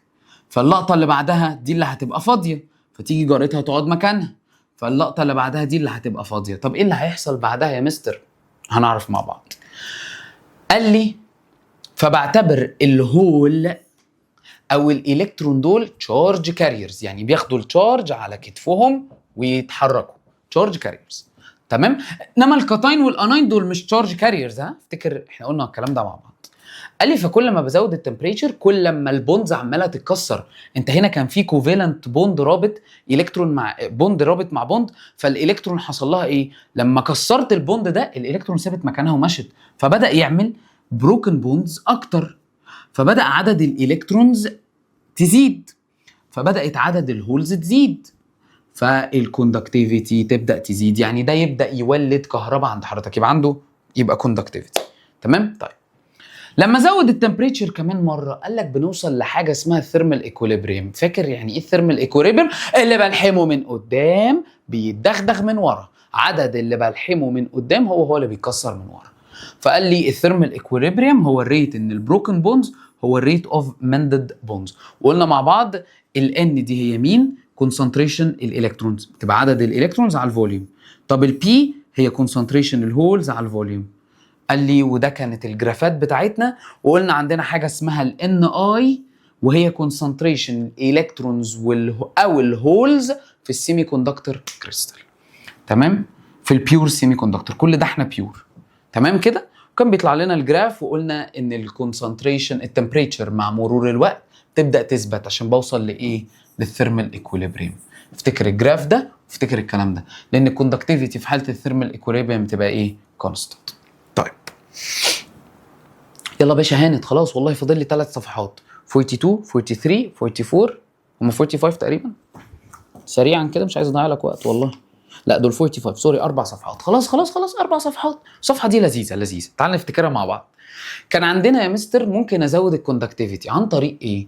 عن طريق ان انا العب في التمبريتشر، ازود التمبريتشر. لقينا ان ده عمليا ينفع، بس علميا قصدي ينفع، عمليا لا.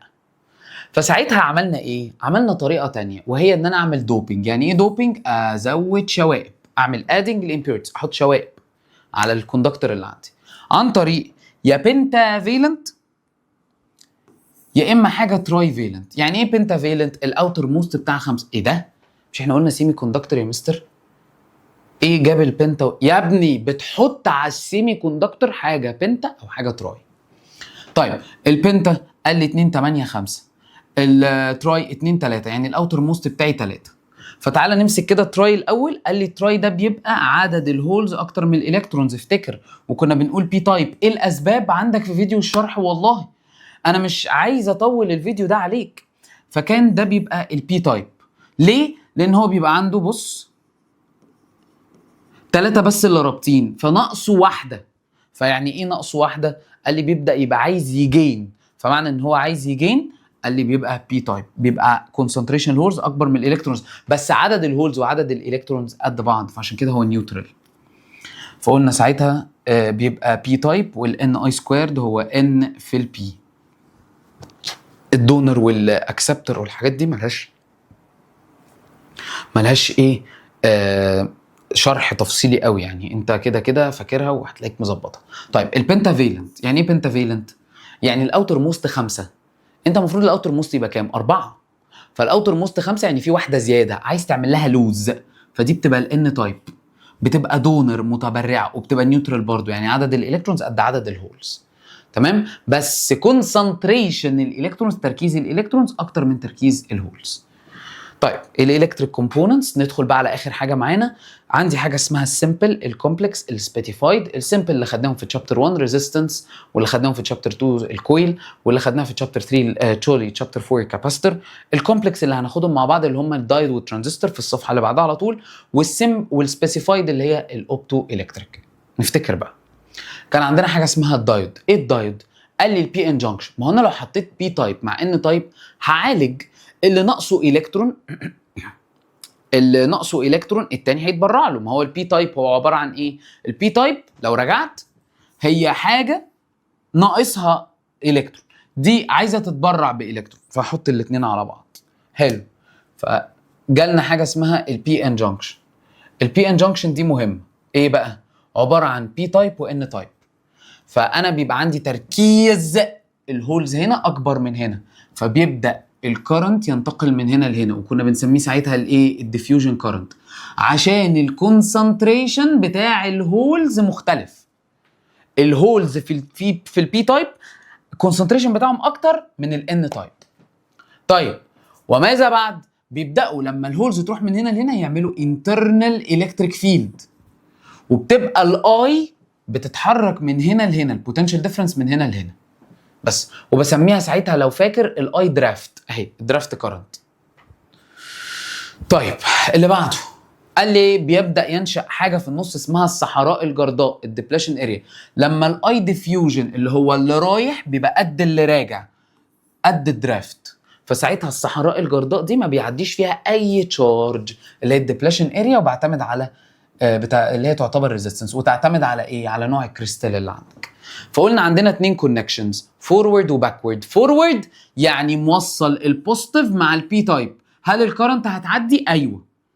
ليه وايه الاسباب؟ سريعا.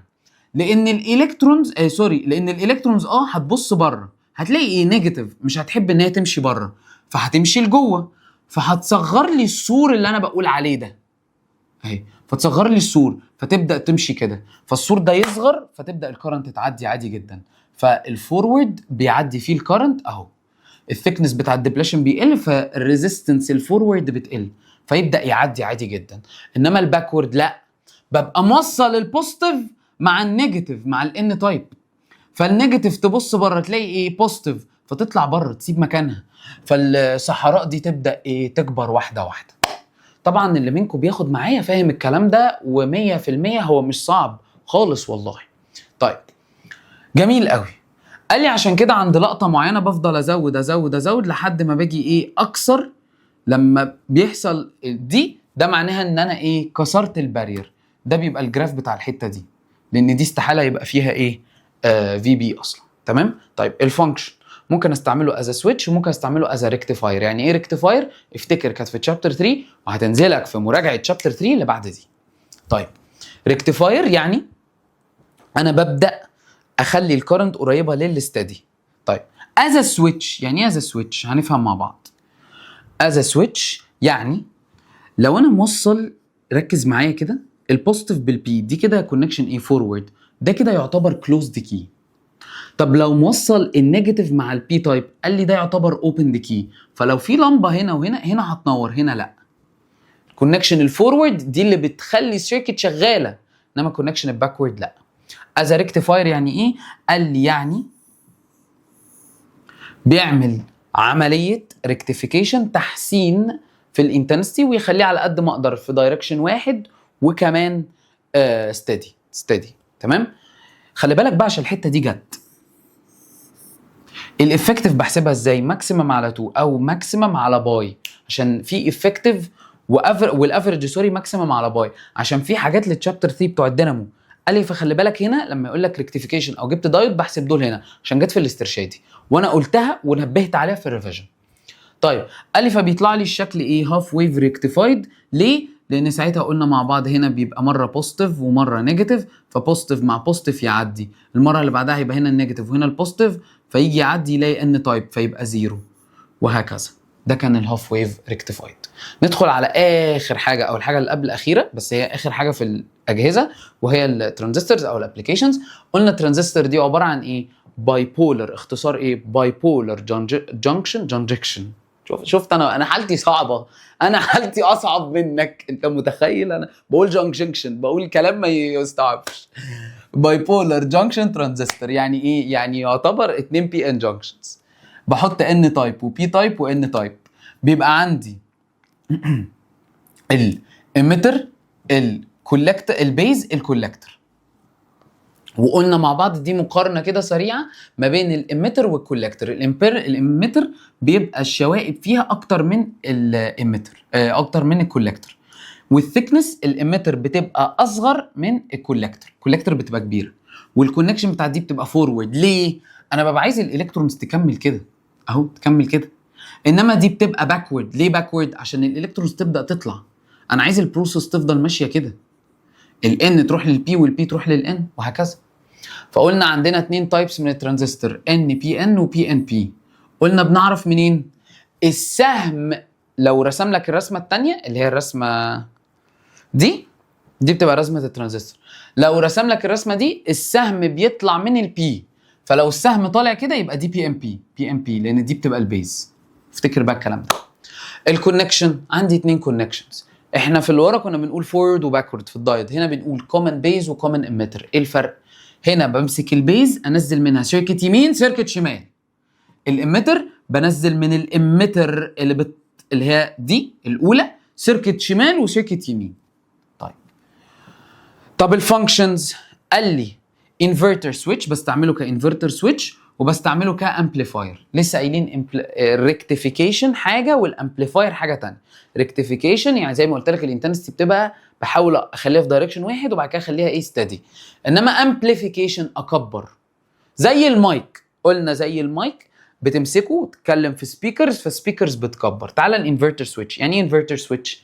قال لي عكس عكاس، خلف خلاف. انا اقول يمين هو يقول شمال، انا اقول شمال هو يقول يمين. حلو. فساعتها كنا بنقول ايه؟ في حاله ان ده كونكتد فورورد يعني ايه؟ البوزيتيف مع البي، فبلاقي ان اي البيز بيزيد. فلما اي البيز يزيد الكولكتور يزيد، فساعتها الاقي ان في1 اللي هو الفولتميتر اللي هنا بيزيد. انما مين عكسه؟ في2. افتكر بقى الكلام ده والله. وده كان بسبب ايه؟ بسبب ان احنا قلنا كيرشوف قال لك السم اوف فولتج الباتري دي هيتوزع على دي وهيتوزع على الحته دي اللي هو في2 اهو. فاكيد لو انت الباتري دي هتفضل ثابته ب10 فده لو زاد ده يقل. لو ده 8 ده هيبقى 2، لو ده 5 ده هيبقى 5، لو ده 2 ده هيبقى 8. الاثنين هيبقوا عكس عكاس لان التوتال بتاعهم ثابت اللي هو الفي سي سي. فبلاقي ان الفي 2 مع الفي 1 مالهم عكس عكاس. طب في حاله الباكورد لو خليت دي بقى نيجاتيف وبوزيتيف، فنيجاتيف مع بي يطلع ان الاي بيز هيقل فالاي سي يقل، فساعتها في 1 يقل ففي 2 يزيد. خلي بالك الحته دي برضو لعب عليها في الاسترشادي. طيب امبليفاير. يعني ايه امبليفاير؟ مكبر. بكبر، بمسك المايك واكبر، اقول يا جماعه بسم الله اسمعوني، فالسبيكرز بتكبر من صوتي. فابتدينا نقول ان الار بي دي هي الانبوت، هي اللي بتبدا تكبر بيها، والار سي هي الاوتبوت. انا بجري بقول الكلام بسرعه عشان بقول لك ده مجرد سامري. بفكرك السامري هدفه ايه؟ يفكرك، مش هشرح لك. انا مفيش حاجه اشرحها، بفكرك الشابتر بيقول ايه. وخلي بالك مده فيديو الالكتريستي مش هتبقى نفس مده ده. ليه؟ لان الالكتريستي ما فيهاش لت كتير. انت فاهم؟ طيب فقلنا مع بعض ان الاي اميتر اللي هي الاي اي هي عباره عن الاي بي بلس اي سي. عندي حاجتين، حاجه اسمها ديفيجن ريشيو وجين ريشيو. الفرق ما بين الاثنين الجين صوتي يتكبر بقد ايه؟ بقول الكولكتور على البيز. تمام؟ احنا اتفقنا مع بعض ان كده كده هنا او هنا لازم بتبقى اي سي على حاجه. بتتكلم على الديفيجن ريشيو اللي هي الفا اي اي سي على اي اي. بتتكلم على البيتا او الجين ريشيو بيتا يبقى اي سي على اي بي بيتا اي بي بس. فدي بتبقى قد ايه من التوتال، ودي قد ايه اتكبر. الاي سي اللي هو اللي طلع قد ايه اتكبر. شكرا، خلصنا. فاضل لنا اخر حاجه يا حبيب قلبي وهي اللوجيك جيتس. قلنا مع بعض ان احنا بنبدا نستعمل ارسالات مع بعض. الارسال لما ببعته بيحصل فيه تشويش، فاحنا عشان ما يحصلش تشويش بنبدا نعمل له انفرجن. يعني ايه؟ بنجيب الحاجه الديسيمال او الانالوج نحولها، نعمل لها كود، نكودها كده ونخليها ديجيتال. يعني هي كانت ديسيمال انالوج بنخليها ديجيتال. تمام؟ فبنخليها باينري، يعني بدل من ديسيمال بحولها لباينري. تمام؟ وببدا احولها من انالوج لديجيتال، فيبدا الرقم يبقى على هيئه كود، فما يقدرش يحصل تشويش عليه. وبعد ما يوصل لك والطبق بتاعك يستقبله، الطبق اللي فوق التلفزيون اللي فوق على السطح عند حضرتك يبدا يعمل ديكودنج. يعني ايه ديكودنج؟ يبدا يفك شفره الكود ده، فتبدا القناه تشتغل عندك. كان عندنا 3 لوجيك جيتس مهمين جدا جدا جدا. كنا بنقول عندنا حاجه اسمها النوت جيت. يعني ايه النوت جيت؟ خلي بالك النوت كان بيبقى الان واحد بس. يعني انت لو دخلت الامتحان وما قالكش ده ايه ولقيت الان واحد بس، اعرف ان معناها ان الانبوت معناها ان هو واحد بس، ان دي نوت. فلما كان بيدخل زيرو هنا يتعكس 1، ولو دخل 1 يبقى زيرو، عكس اعكاس دايما. تمام؟ حتى بنسميها الانفرجن. كوينسايدنس يعني تطابق، يعني لازم الاتنين يبقوا شغالين عشان اشتغل. يعني ايه؟ يعني هنا لو زيرو وزيرو هيطلع زيرو، زيرو 1 زيرو. لازم الاند عشان تشتغل تبقى ايه؟ 1 1 عشان يطلع لي 1. والانبوت بيبقى 2 او اكتر. طب بجيب عدد الانبوتس ازاي؟